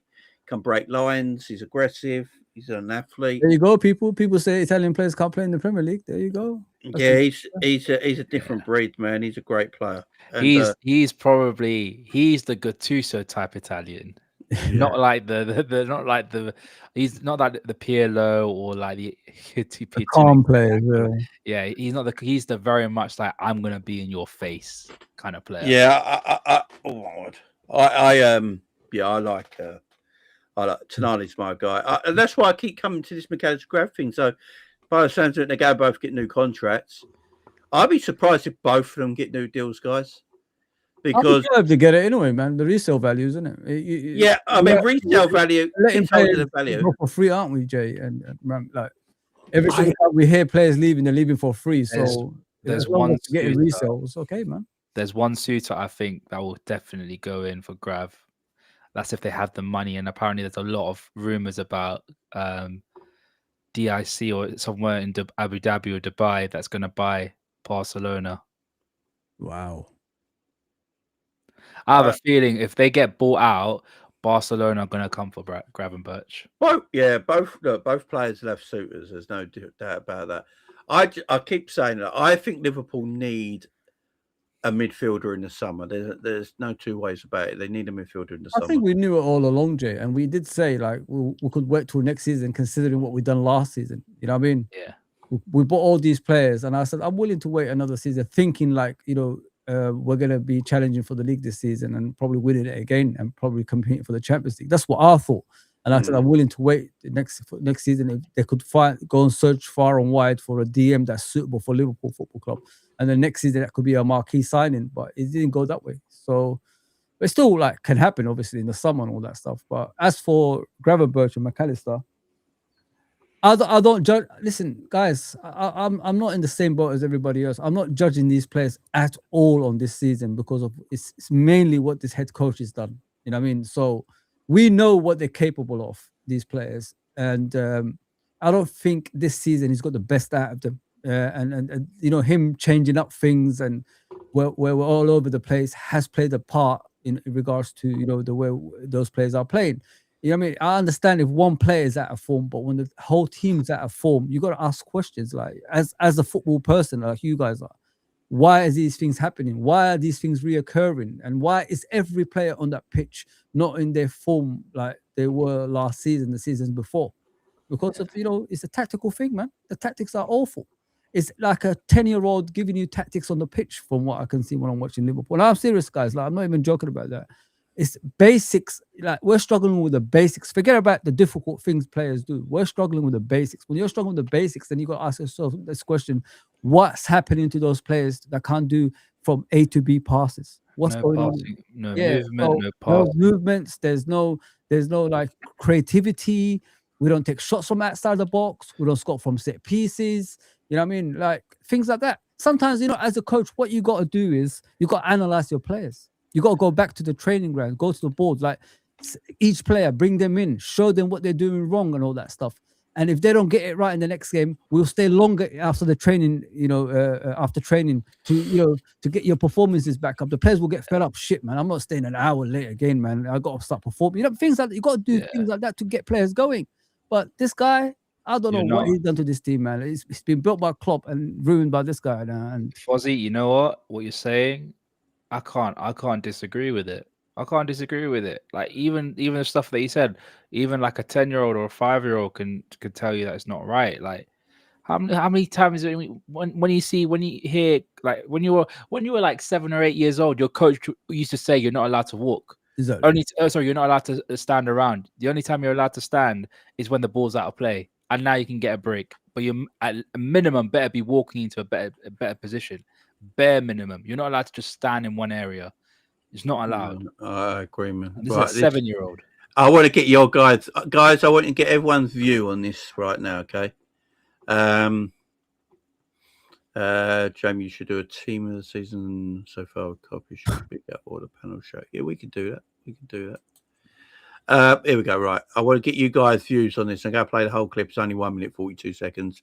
And we're going to talk about it after. And I want to know what you guys think. Getting a lot of stick for this, like his setup's boring, his tactics are boring, and this is what he wants us to do. Do you subscribe to that, or do you actually think it's the players just underperforming? Why would the manager want us to play like this? It makes no sense. Yeah, he would want us to be pragmatic in defence. Every manager wants to be pragmatic in defence. But what gets me is, if you gave Pep Guardiola this squad, what would Pep Guardiola do any different? He'd probably play Szoboszlai right wing again, which I would go back to, by the way, at the weekend. What would Klopp do with this team? He'd make them press. We'd probably have more hamstring injuries, given a look at what's happened in the summer as well, with the lack of pre-season, etc. But yeah, you could say we could maybe press more, but I think what he's actually done is identified that this squad isn't ready to press, so actually a mid-block's better, and we press when the ball's in smaller areas, which we do. You've got to look past the magic of before. You've got to look past the we are Liverpool and look at what's in front of us and the squad we've got now. We're boring because the players we've got. Gakpo's a boring winger who takes 15 touches and chops inside every time. By the way, most of the time beats his man. It's his output, that's the problem. We've got a left back who can't play with our left winger at the minute. We've got a left back who's a legend who can't run anymore. Salah's legs have gone. McAllister seems like his legs have gone. Isak's injured. We've got 2 centre-backs, one of them who's having a bad season. We've lost the generational best right back on the ball has ever been. What are we supposed to do differently? And what's a new manager going to do to this team? We need new players. That's what's going to make us not boring anymore. Put Semenyo. Fuck off! I can't listen to it, man. I can't. Have you seen what? Hang on 1 minute, Jet. Have you seen? Have you seen what he said? He said that he repeated the same thing with every player. Every player he said the same. Am I wrong? He repeated the same thing. The legs are gone. The legs are gone. It makes me so angry. Salah's legs aren't gone. He's just fucking being played wide. Every player, right. he said, Jay, he said every player legs are gone. He's repeating the same shit. Fucks me off. It just fucks me. It pisses me off so much. They kiss so much dick over there. It's unreal.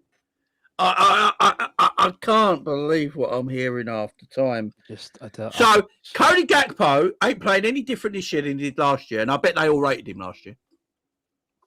Oh, 100%. I bet they all rated him last year. I bet they've never not rated Cody Gakpo, right? And I'm not sitting here calling Cody a great player or anything like that, yeah. But Cody's always been boring. I've never seen them say it once, yeah. But now they're saying it this season. Salah's legs are gone apparently, although, you know, it don't look like it to me. Alexis McAllister's legs are gone. Yeah, I hear that. Whose fault is it? Like, whose fault is it? You know, why is this manager not getting we need new players. You bought a left back in Kirkes, but we play him inverted. I didn't hear him talk about that. He started Kirkes as the inverted left back that he's never played in his life. I don't think Robbo's legs are gone. I don't think Robbo looked all right yesterday. I ain't gonna lie. Robbo put in the 2 best crosses all game.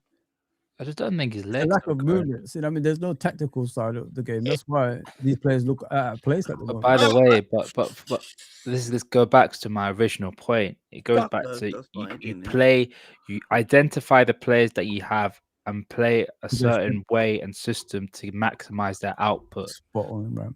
So what do you have? What do you have in front of you? I don't care about buying these players. What do you have in front of you? You got 2 incredibly quick, very direct fullbacks. So what's the best thing to do? Get them high and wide. Okay, cool. What do you have in the midfield? You got a very good defensive midfielder in Gravenberch who's very good at reading the play, but can also move the ball up the field because of the kind of player that he is. You could play him in that DM, but you need to have 2 sitters right next to him. You have Curtis Jones, a very good deep line playmaker. You can have him there, hold the ball, attract players towards him, frees up a lot of space for other players to be involved. You got in the right centre mid. You could have Soboslai there, who can also do the defensive work for our most highest and widest player in Jeremy Frimpong, and has the capability of putting in deeper crosses because he has the ability to create from deep. You got a 10 in Florian Wirtz who can do whatever he can do. He can dictate play. He can create chances. He can do whatever. Just let him be in that free role in that 10. He can cook up something.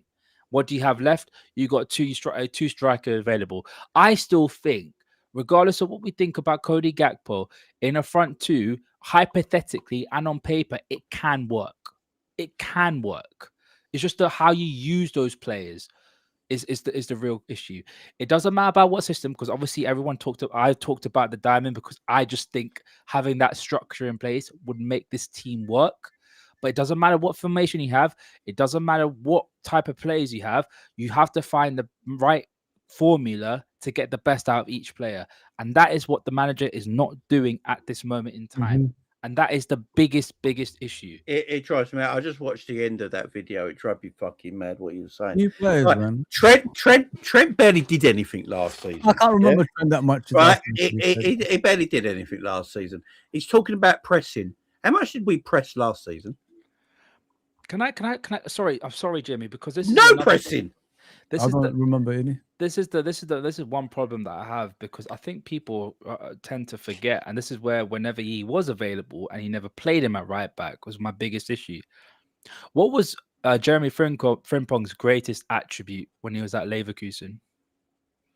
Attacking. Yeah. His greatest attritude, in obviously attacking is one part, but it was his dribbling ability. He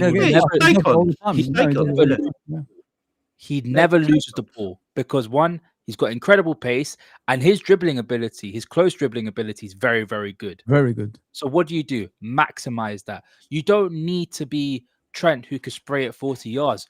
Just maximize on that guy's pace and power and dribbling ability. They're basically saying, and this is what irritates me about them, they're basically saying there that we can only get the best. We can't play like we used to play unless we get someone like Trent at right back. Do you know how shit that is? So this Liverpool team could never play correctly again unless we have a Trent-esque right back. This manager is meant to be so good in your eyes that when he went and got these players that he wanted, by the way, because he plays them. Well, he plays them, innit? So he wanted these players. Why can he tactically not make them fit into a system that gets the best out of these players? That's what great coaches do, isn't it? Yeah. That's what we're doing. We press in small sections. No, we don't. We didn't press last year. Luis Diaz was just a renegade who just did what he wanted to do, right? Exactly. You know, When you got Luis Diaz full of energy and you got Soboslai full of energy, of course you're gonna look like you pressing. Because those two the players they were actually pressing from the front. Other than that, the whole team wasn't doing that. Yeah, we McAllister got. So he wants Darwin. and- So this geezer wants Darwin instead of Ekitike because he ran on the pitch and ran 100 miles an hour and did nothing with the ball. So what he's telling me, he wants him more than he wants fucking Ekitike. It's technically more sound. But still, What are Ekitike we can do doing? it. Exactly. Ekitike can do it. I'm sick of the excuses. Why can't they just look at it and go, right, this is we're gonna cut a nose off spite our face here, but the manager's got to take a lot of blame for this. What? Right? If a new manager It's came, taboo for the minute. It's taboo. if a new manager came in and got this team kicking on, they wouldn't mention anything. But you know them. They wouldn't say a they work for the thing. club in it, so they can't say anything like that, man. Because they're gonna interview that manager anyway, so it's no point. Yeah, it's just it's. But did I see the guy on Anfield rap about Gay? Yeah, he doesn't want Mark Gay. Have you not seen it? Oh my god, I'll give up. Have you not seen it because No, of the LBGT community and all that?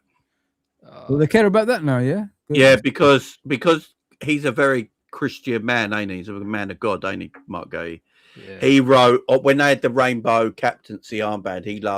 I love Jesus or something like that on it, and everyone was like, "Well, that's out of order to the community, the gay community." You know, because he's basically saying it's a sin or whatever, and like, I love Jesus over it, yeah. So this guy in the Anfield Rat came out yesterday and went, I don't want him at my club because of that. This is the two big Liverpool YouTube channels. Freedom of speech, you know what I mean? This is the two biggest Liverpool YouTube channels that have the club's ear. Yeah, he wrote "I love Jesus" in his scraps. I swear it was on the captain's on the rainbow thing. Apparently yes. I know he's a man of God. Like he's spoken openly about Jesus Christ and everything like that. So what's wrong with that, man? And these are the two channels. Like, so now we don't want him because. Well, hang on. So why are they watching Premier League football then? Premier League football doesn't condone it. So do you see any gay players in Premier League? You know what I mean? So if you're going down that route, then you shouldn't be watching Premier League at all, then, or football at all. It drives me crazy the stuff we're hearing. It's not like we're all little channels, yeah. Exactly, Thunder. It's freedom of expression, which you should be allowed to have. I don't think Mark Gay's hurting anyone personally, because I don't think it's an issue. It's just people make issues of these things because they're so woke. It's unreal. It's unreal, man. You know, I don't want Mark Gay to fuck him. So basically, we don't like Salah because he doesn't want to be captain because of that. So we don't like Salah. All right, we're not gonna like Salah, everybody. All right, let's just call it a day. You know what I mean? They try. They go around like, I don't want this player because they do that. We can't. We just had a 450 million pound summer, but this season's not gone right because we lost Luis Diaz and Trent, and we can't press no more. And we play boring football because of that. And then they're coming out and saying the manager's not playing his system on purpose. Yes, he is. What are we doing here? The man says it himself. I have to play all the midfielders right now to stop the games from losing. This is why I'm playing like that. Hard to beat. That's what they said. Hard to beat. He said it him fucking self. Oh man, these people, man. Excuse us, man. They're fucking pissing me off. They really are.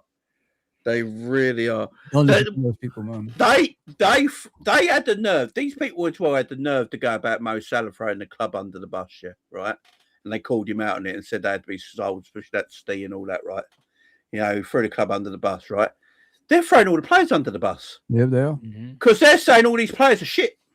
And they're the one letting the manager down. They can't say anything bad against the manager and the owners, can they? Really? You never heard them say anything about them. It's crazy to me, man. There's no honesty out there at Liverpool Football Club anymore, guys. You know. Yeah, people he said tell lies and expect it to be okay. Yeah. No, man. Be truthful, man. It's fucking. It's but like I don't know where we're going with it.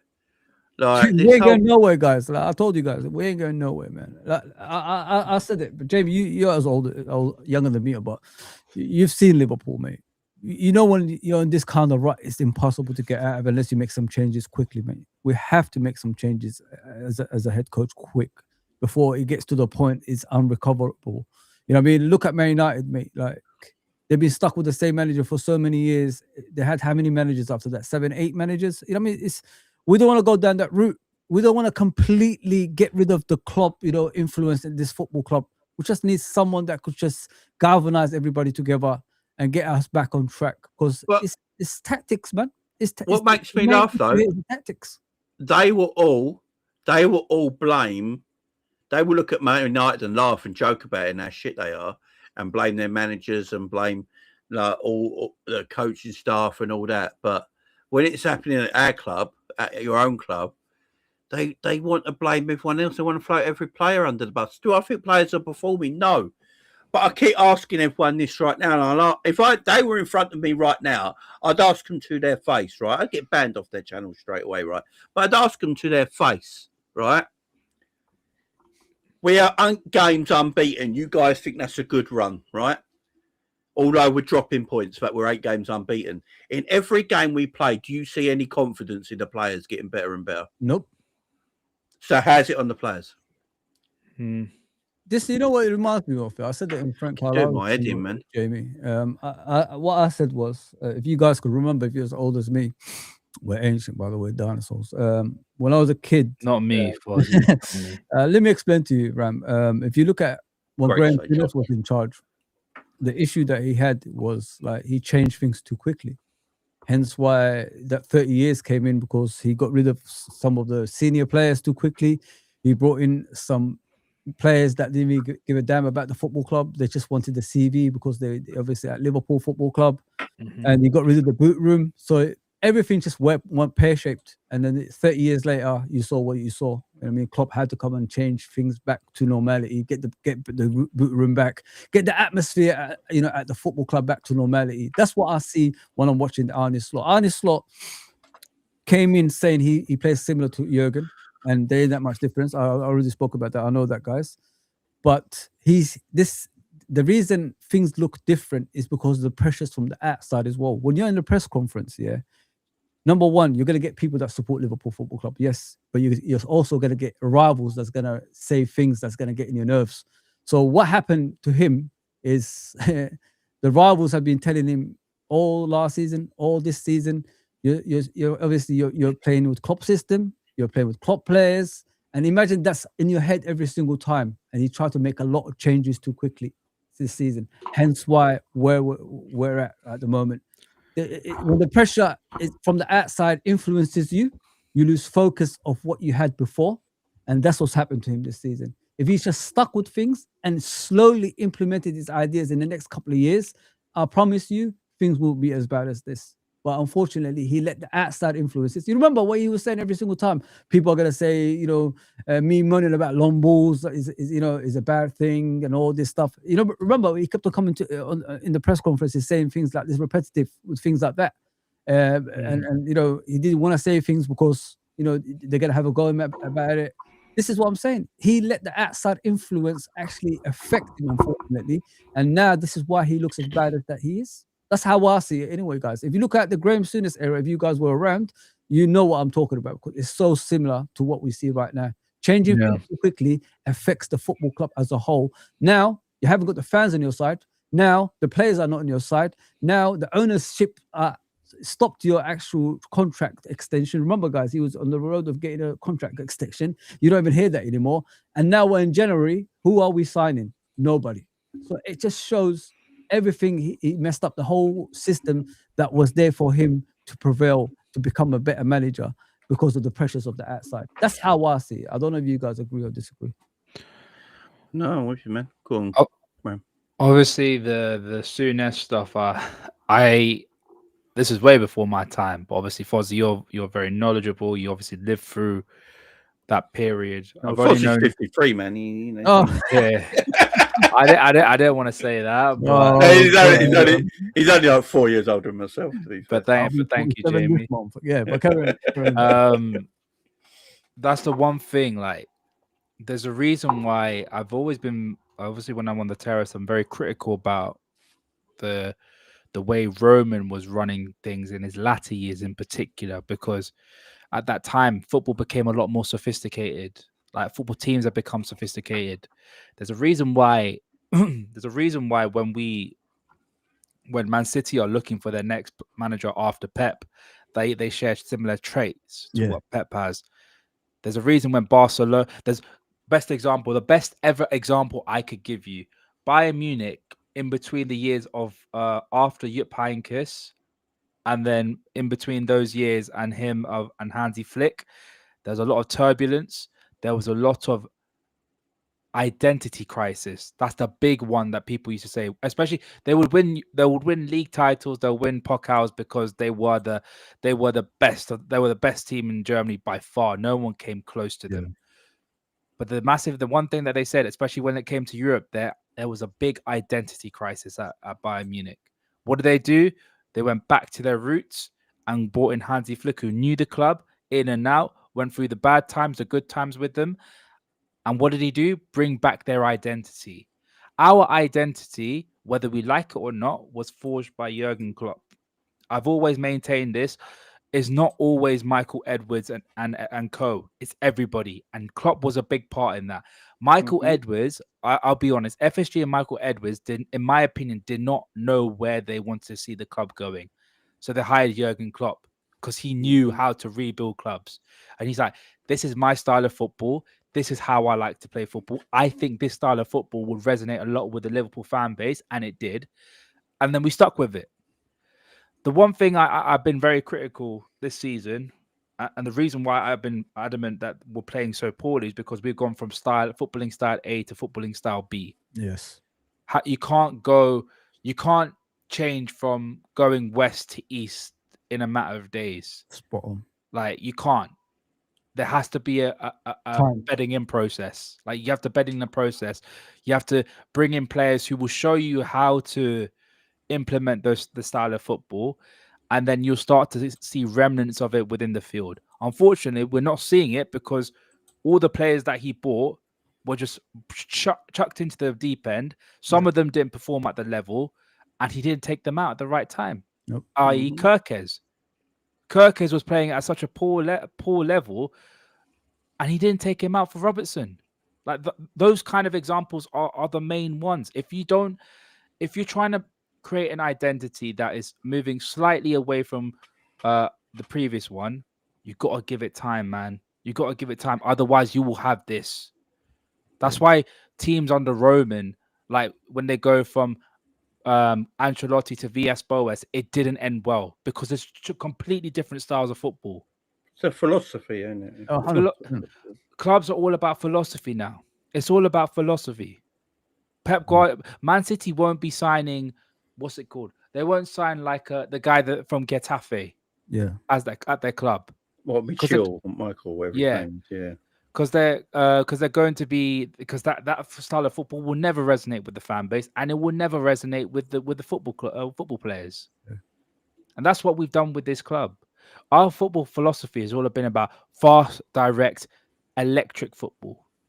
Yeah. Now it's very much like an slow and boring. As Klopp used to put it about Wenger's style of football, like an orchestra. It's like everyone's playing nicely, they're playing cool, it's all slow, it's very nice.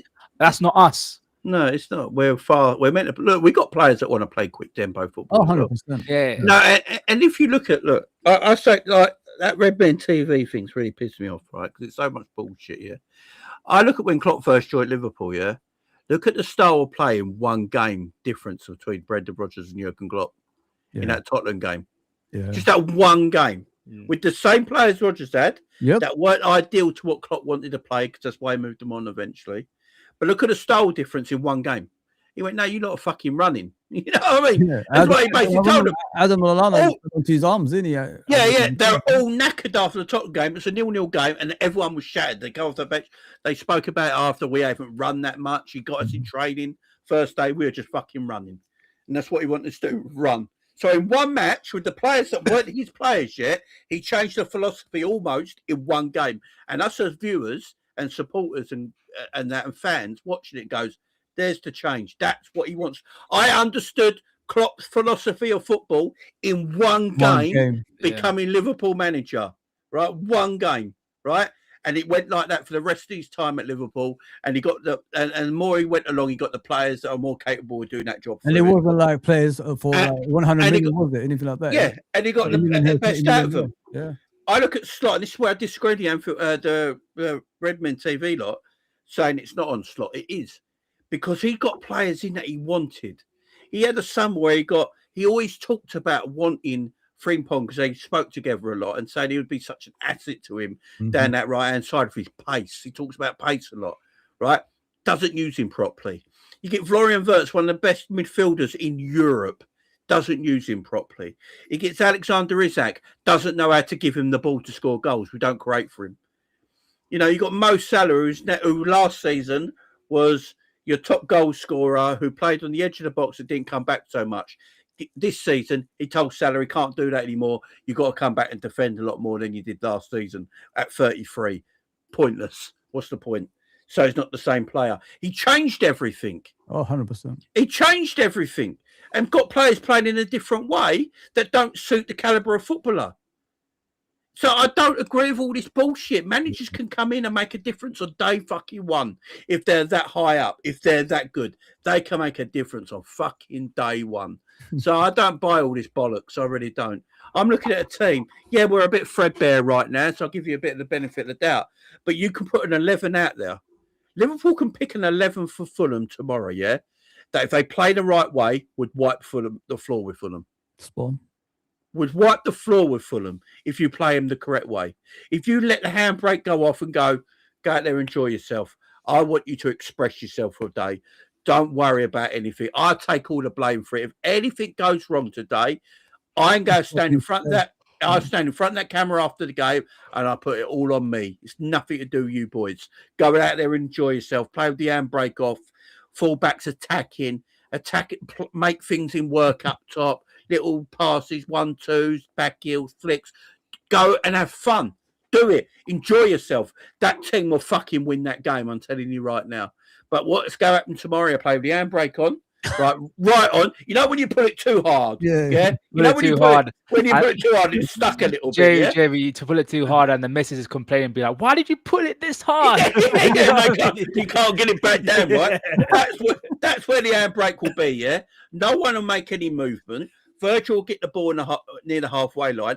No one will run for him. Everyone will keep positional because we have to be positional based now. It's like chess. Everyone has a position. No one makes any run off the ball. And it'll be slowly. If we get a chance, try and make your chance. Yeah. Try and take your chance. Because that's what Slot says. We apparently make shitloads of chances, but we don't take our chances. Or it's hard work to create our chances. Of course it is when we're playing 1 mile an hour. No, when you're playing 1 mile an hour and everyone's allowed to sit back and, right, the opposition go, this is what the opposition do now when they scout Liverpool go play really slow. They're not going to use the width. They go use the middle of the pitch. All we got to do is make sure we get back into shape quick enough. If we get back into shape quick enough, they're not going to break through because they don't have no wide men that run in behind. No midfielders test us and run in behind our midfield. They're going to play in front of us and it's going to be at a slow pace. So just make sure you get back in shape quickly and hold your shape and they won't score. It's easy. It's easy. But according to some people, it's not the manager's fault, man. Fuck this cunt. Right.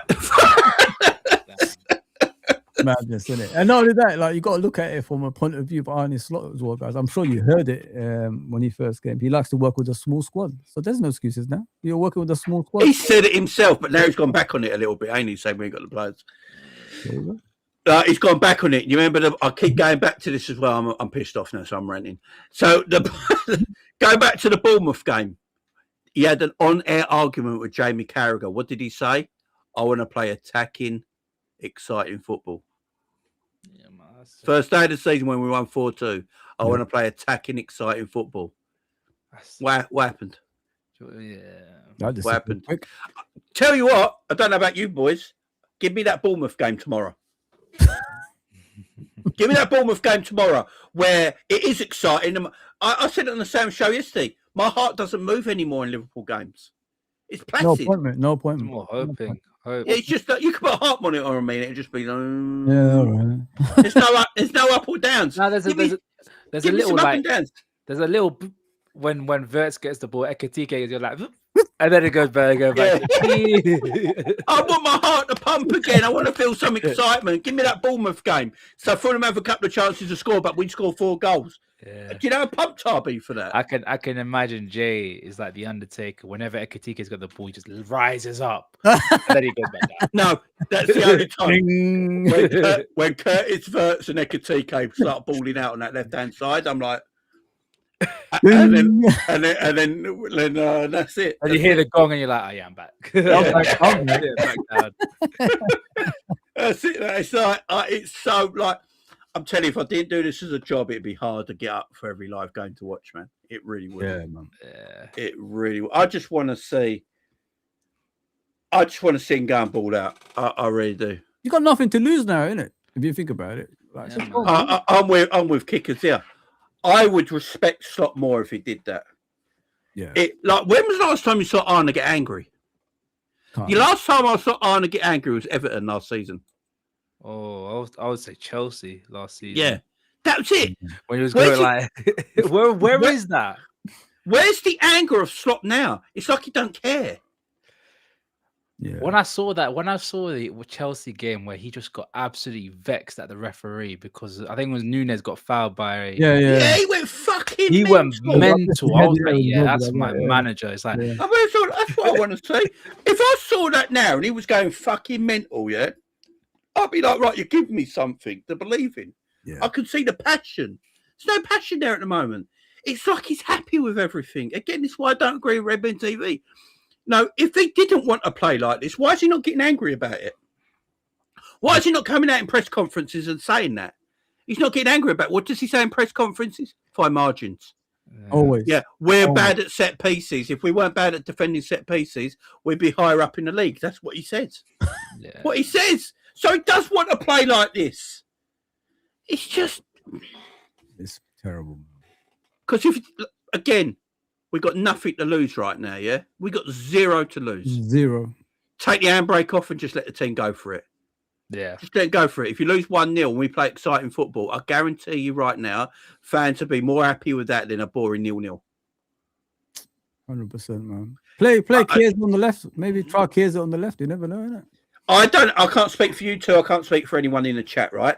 If Liverpool played Fulham tomorrow, yeah, took the handbrake off, I saw some really exciting football. But because of it, we ain't played like that for a while and we end up losing 1-0.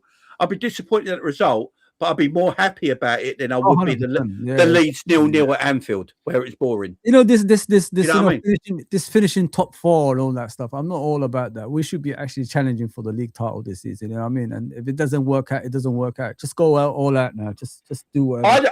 I'm tired of this top 4 and talk. I know, like we're in the Champions League, but we are in a place where we shouldn't be anyway. You know what I mean? No, we should be at the top of exactly. the league right now.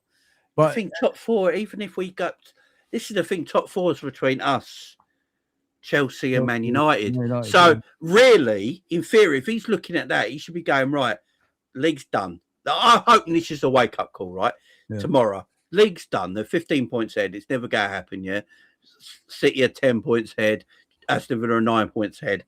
For 4th spot right now, we could probably finish 5th and get Champions League because the way the English teams are going to be in Europe, right? yeah, So that's between us, Man United, and Chelsea, probably. All right. He's probably got to think now, fuck it. I've got the players. I've got the talent. Let's just take the handbrake off. Let's just go for it. Let's go back to fans enjoying themselves again. man. You know, let's not worry about the results so much. Let's get smiles on people's faces again. Because right now, he must look at Anfield when he stepped in the halfway line and looked at the crowd. Everyone's disappointed. Everyone's sad. It is true. It's like a few. It's like a wake at Anfield at the moment. Put smiles on their faces again, because I can tell you what right now, the Anfield crowd see you playing attack-minded football, giving it a go, handbrake off, but we still lose. They'll be more happy than they've been recently with draws. 100%. Mm-hmm. And I think he'll get the best out of these players, man. Yeah. Like the likes of example, I feel like the likes of Kirkes and these players, they would love it if they just play like free flowing football, just going at these teams, like telling him just to go down that left hand side, put the ball into the box, that kind of stuff. Because he's like the kind of player that runs off emotion. I feel like these players need that, man. Have you seen it, Ram? Like whenever we go up the pitch, it's like and Jamie, like it's like hesitation every single time. Shall I do something? No, shall I not? You know what I mean? It's always like that. They're scared because they know the manager don't want to lose games of football, so the players are playing scared because of it. I would tell these players literally, don't think, just do, just do. Don't think about anything, just do it. We all do, Ram. But what does Slot likes putting players under the bus, only in press conferences? Oh, 100%. Right? He does it all the time. If he tells the team, go for it, go and play, and then fucking enjoy yourself, I'm going to take the whole blame if it goes wrong. I bet we win the game comfortably. Yeah. Right. And then he looks like a smart guy. He looks intelligent. And then you go do that every week now. If it goes wrong, I'll take the blame. Klopp used to do that all the time. Yeah. Klopp told them, go and do your thing. If it goes wrong, I'll take the blame. So they played. So they played without fear, knowing, we play our game. Manager's already told. And then they see the manager go in front of the camera and take the blame for it. So in training the next day, they're like, all right, we get a bit of freedom here. My manager's taking a lot of it off for us. Right now, these players know if they fuck up, Arn's putting them under the bus. It's as simple as that. I just miss us when we used to put teams under the cosh and put our boots to their throats, being like, we are going to kill you this game. Literally. We are going to destroy you. We are going to beat the crap out of you. I've missed that from our team, man. Ruthlessness, no mercy. Cobra Kai settings, no mercy, bro. And it's there. We've got the players to do it. You're telling me Frimpong can't play that attacking football at right back, getting into them areas of the pitch. Yeah, man. You know what I'm saying? Like, you know what it is as well, higher up. You know what it is as well, guys. Like, when there's World Cup around the corner and the players don't perform to a level like they're supposed to. Like this is the time you expect the players to perform in a high level because the World Cup is around the corner. They want to compete for the position and all that stuff. It shows there's something not right at the football club. You know what I mean? Because nobody is doing something out of the ordinary at all when you're watching Liverpool. And, nobody's afraid to lose their spot because there's nothing behind them either. So this is what I'm saying. Like, I don't think it's right for the LGBTQ plus community. Look, I'm right. Sorry. Right. No, I'm just saying, like, it shows like there's just everything is just bad at Liverpool because at this moment I'm expecting players to perform in a high level due to the World Cup obviously coming around the corner and players keeping their position in the team, but they're in. It's just. This is a shout. I think that's why Liverpool are looking at Nagelsmann, and I think that's why Sly hasn't been sacked. Let me just play this. I won't go over old ground again, but I have made the point numerous times that I am one of the few people seemingly that does not want us to sign Mark Gay because I don't think it's right for the LGBTQ plus community to bring somebody in that's done what he's done previously without any kind of explanation about it. So signing another defender makes that less likely, which I'm good with. Cunt. Right. See you next week. I don't look. It's his view. I take that back. Yeah. I shouldn't have said that. Right. I'm only joking. Right. I'm only joking. It's just me playing. Right. I respect another man's opinion. Okay. I respect another man's opinion. Do I agree with it? No. Do I respect it? Yes. There can be a difference. If that's how he feels, that's how he feels. It makes no sense to me. Like, I'm not part of that community though, so it's not going to make sense to me. I will tell you one thing though. I got friends and there's people in my live chat that I won't say names of that are one of them is part of that community and they don't agree with it at all. They don't agree with that at all. His statement. So, it's his views on it. But then he's on like, then if we don't buy a centre back at all, I'm fine with it. That's what I don't get at the end of it. If we don't about Liverpool, really? If we don't buy a centre back at all, I'd be all right with it. Yes. It just goes to show, isn't it? It's look, everyone's entitled to how they believe or what they think, and that's how he believes or thinks, and he doesn't want Mark Gay because of that how about if Mark Gay he comes to Liverpool and makes your team better? You know what I mean, are you still going to support him or not? The thing is, Allister a big Christian. Yeah. Man, he baptizes. What's his players, name? Isn't it? Firmino. Yeah. So. A lot of our players are very heavily religious. Does he think Allister might be thinking the same as Mark Gay? Oh. Let's Just not saying. go. Let's not go through there and then done that. Didn't Cody Gakpo score a goal and say, and I love Jesus vest on underneath? Yeah, he did. Yep. Yeah, that was it. I belong to Jesus or something like that. Yeah. Yeah. The Kaka celebration, as I call it. Yeah, this is just again, we got to be careful in this situation. Again, I'm not going against anyone who's homosexual and all that. You know, I don't give a shit, to be fair. You know, everyone can be whatever they want. Unless you're a bad person. Yeah. Don't ask the football club. The players about that. It should be asking the Premier League. You know what I mean? Yeah. There you go. Mark Gay is allowed to express his own opinion. He didn't hurt no one's feelings. He didn't, as far as I'm aware, because I didn't even know about this news. And this happened in 2024. Yeah. I only learnt about it today. So it couldn't have been that much of a big deal. You know, he's not Joey Barton. If Joey Barton would say something, then that's the wrong. Do you know what I mean? Yeah, exactly. You know what I'm saying? Like, look, we can't be hypocrites, mate. We can't be hypocrites in the fact that, you know, Suarez has racially abused someone. We all wore T-shirts to protect him. That's a different story. As a team, you know, things like that. Is that okay? Is that not okay? What's okay with life now? You know, what is okay? Like, I just, again, it's his opinion. Why is that life important when you're just talking about football? You know what I mean? Like, what watch football, man. You know what I mean? That's all. It doesn't matter who you are. Just talk about the football. Exactly, man. You could be whoever, man. Like I said, I think Fozzie and Jamie would agree. We don't care what background or whatever you believe in. Man. If the only reason why we won't like you is because if you're a prick. That's it. That's it. Yeah. That's it. We don't care. We don't care about background or anything like that. If you're a prick, we won't like you. If you're not a prick, we'll probably most likely like you. That's it. Mark Gay simply stated his love and faith and religion. He wasn't negative to anyone exactly. How is that taboo? And by the way, wouldn't anyone prefer a Mark Gay in your team where you know he's got great Christian values? He's not going to be He's going to be a family man. He's not going to be an arsehole off the pitch. He's not going to get in any problems. He's not going to get in the newspapers for going out anywhere. You know, he's just going to be a decent lad who plays very good football.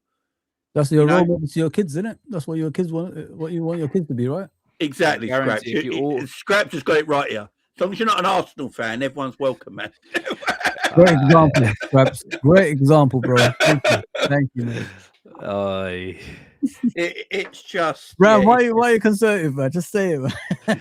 Nah, because a couple of my friends are Arsenal fans, and we are Arsenal fans as well. You know what I mean? I can't not say it. They'll probably watch it. They'll be like, "Oh, so now you don't want to be friends with me?" I see. I think you just got people who just got to be careful when they go down that route. As I say, we've got players like Allister, who's the very devout. It should have been never assume devout Christian. You know, you got Muslims in our teams as well, like Salah and Kanate and stuff like that. They go over all beliefs that might go against what you believe in as well. So we have to be careful when we pickpocket things and go, I don't want him because of that reason. When we got players in our team that, you know, you're telling me all the professional footballers in the world and none of them's homosexual. Come on. Yeah. Do you know what I mean? People are scared to come out about it because of stereotypes and stuff like that. Yeah, they do. It's a shame. I don't care. We're in 2026 and people, like, I don't think, you know, it's crazy to me, man. It's crazy to me. You know, I'd love Mark Gay. And as far as I'm concerned, he's a great footballer and he seems like a great guy. Think about the next generation. Give me that player, man. Give me that player. He's solid, man. He's solid. We need him. But again, you can all feel how you want to feel, and I'm not going to disrespect that guy on Anfield Rap for his, you know, what he believes and how he feels. You probably disrespect the fact that he doesn't want gay. Yeah, that's what I disrespect. How can you not want gay? I understand you're probably saying that because of them reasons. I don't know what himself is feeling, but you know, it's just. The thing is, what's out there? You know, better than gay? That's almost free. There's nothing. Oh, the thing is, do we want to get a defender that's as good as Gay, but he's a prick? Yeah, no lie, Jamie. Or do we want to get Gay as a good footballer and has great beliefs? Yeah, Oh, I thought you meant prick on, as in on the field. He's a prick. I kind of. Yeah, Yeah, off the in field general. prick. No, Yeah. no, on the field prick's okay, but he's off the field. It's a bit of an issue. It's a bit of a problem. And he looks like the type of guy that but will he's a probably tremendous help the player. youth as Like, well, Jay. You know what I is mean? that okay? Is that okay that he's a prick in other areas of his life that doesn't bother you so much? Yeah. But that's okay. But that other thing's not okay. Or do you want a guy that's just a devout Christian who's got great family values and is a very good footballer? I know that he could be a benefit for the football club. He looks like the type of guy. He's a leader, isn't he? He looks like the type of guy that will help the youth as well. You know what I mean? Yeah, This is the kind of player that he is, and this is what we need at our football club. Yeah, look, everyone, as I keep saying, everyone's entitled to feel how they feel, and I'm not going to. Yeah, but I shouldn't bring things like that into football, though. I'm not going to discredit that guy for his own beliefs. I just confuses me a little bit. That's all, because I don't really understand it, man. Yeah. That's very true. That's very true. I'm only going off what I've seen. VDR, obviously, I'm only going off on what I've seen. I've never seen anything bad come out about Mark Gay or anything like that. From all intents and purposes, from what we've read and what we've seen and what we've heard from him, he's a very, very, very calm guy. Yeah. Of course, he could have done something behind the scenes that no one's ever heard of, and he's never been exposed and stuff like that, and it comes out, and then it's a different story. But I can only go by what I've heard and read about the guy. Hello there, comment again. Yeah. How can he be homophobic? His name is gay. It's a bit mad. Jay, this is why I love watching your streams, because you're honest and respectful with what you say. Keep it up. Big up, man. Appreciate you. Liverpool should just bid for Ben Dovey, you know? That's mad. Really mad. Karma. Yeah, big up A9, man. Big up to you, James. Best man. No industry plant. No, I'm definitely not an industry plant. I'm the person you put into ruin things. That's what I am. I'm the one who gets put into ruin stuff. That's what I do. I just want to make sure before we finish, I didn't say anything wrong there, did I? No. I didn't degrade anyone or anything like that. I think we kind of made the point. I think for all of us is that no matter what your background, we'll always give you the time of day. It's just that if you're a prick, you can go do one. As I said, he said his thing why he doesn't want Mark Gay. For me, it don't make no sense when we've got players at a club like Allister or all that, probably might have the same beliefs. So that sort of thing just don't make sense to me. But you know, it's what it is, man. It's what it is. Big up Nick in the chat. Go and subscribe to Nick's channel if you've not done so anything. For excellent reaction videos. He's my favourite reactor on football YouTube. So me too. Go and subscribe to Nick if you've not done that so already. So then it's a 3-0 loss at Craven Cottage. Yes, it is, Nick. Nick, it's going to be 3-0 with the handbrake so far up you can't get it back down again. Right, before we go, what is the lineup tomorrow? What's your 11? Does Verts play? Because I don't think Verts plays against Arsenal. No, I don't think he plays. Well, I don't think he plays today. What are we doing? What's your back for, guys? What's your back for? He's going to pick Kirkez, isn't he? Let's be honest there. Yeah. I think Kirkhead should play, personally. I don't think he should have been dropped. Mm-hmm. I think Frimpong should play right back. Yeah. That's a question, guys. Like, am I the only one that sees like Frimpong playing well as a right back? Because a lot of people say like it shouldn't be a right back. He should be. I don't think he's done anything wrong as a right back. He's got the thing with Frimpong. I said this when we bought him. He has such great recovery pace that gets him out. Look, Carl Walker wasn't always a great defender, but his recovery pace was so good. Yeah, it got him out of sticky positions. Yeah, and that's what Man City miss now. You know what I mean? He hasn't been there. Look at them; they're not the same defense anymore. And that I've said it as well. Frimpong can play right wing, because he's done it for the Dutch team. He can play there, right? But there's a difference in being in that position already and then coming from that position from a deeper position on the pitch. You know, look at I think the best bits of Frimpong the other day was when he was getting the ball on the halfway line and running and making that run. Yeah, because he was getting into the positions. Yeah, so I'd like him at right back and Sabozlai right on the right hand side. I think that would be the two I'd have on the right hand side. Yeah. Szoboszlai give him that defensive cover. Also, he'll run as well. Could. So that gives Fulham a lot to look at with them two on the right-hand side of the pitch. Yeah. Of course, McAllister and Jones and Gravenberch is going to be the middle. That'd have to be the midfield if you're playing Szoboszlai Gakpo on the right, left, innit? I'd bring Gakpo back in. I think Wirtz gets rested for this game. I think Gakpo comes back in. Szoboszlai on the right, Ekitike up top, McAllister, Gravenberch, and Curtis Jones in the midfield.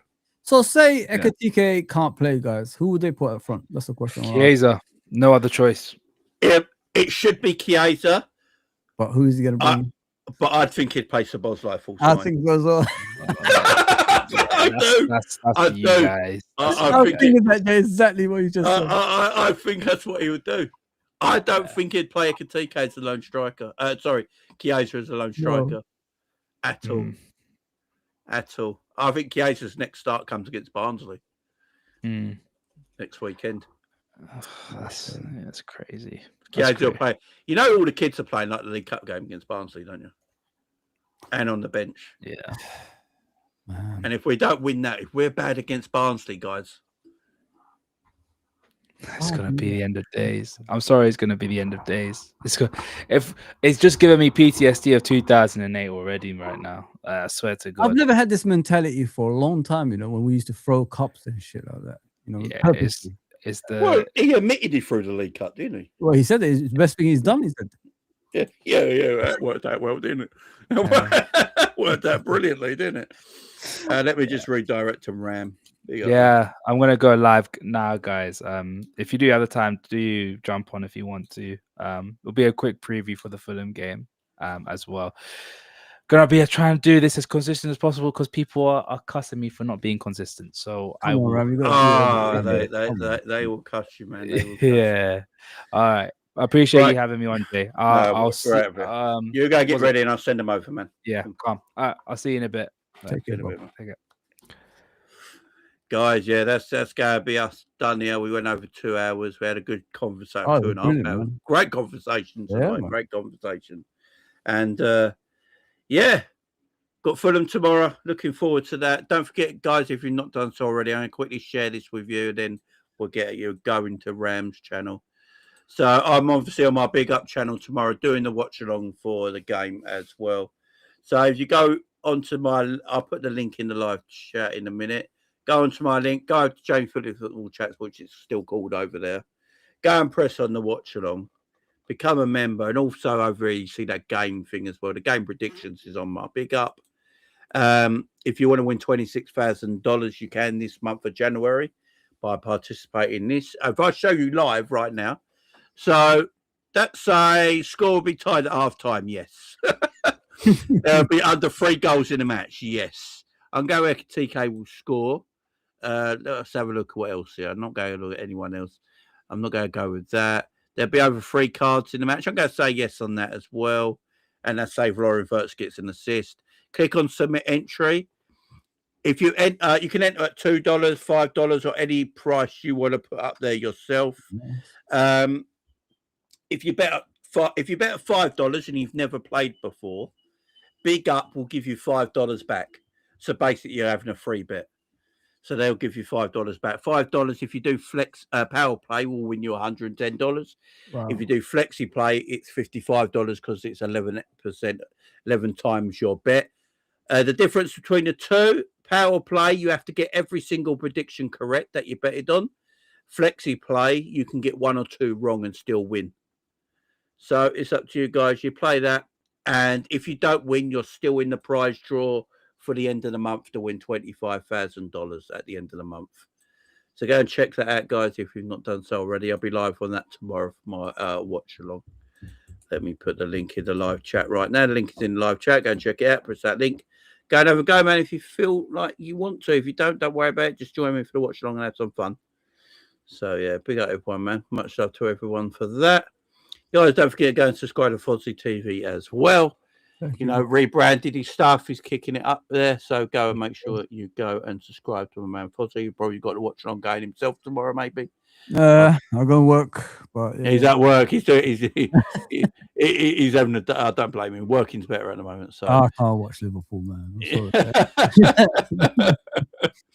So yeah, he's up. But go and make sure you subscribe. Go, and what we're going to do now as well, guys. We're going to go and go to the Ram stand. So go to the Rams channel now, guys. We're going to redirect over there. Go show Ram some love. Yes. Go and subscribe and show him some love. Tell him JB raided. He knows we're coming. So big up, everyone. See you tomorrow. Much love. Take care, Bye-bye. Jay.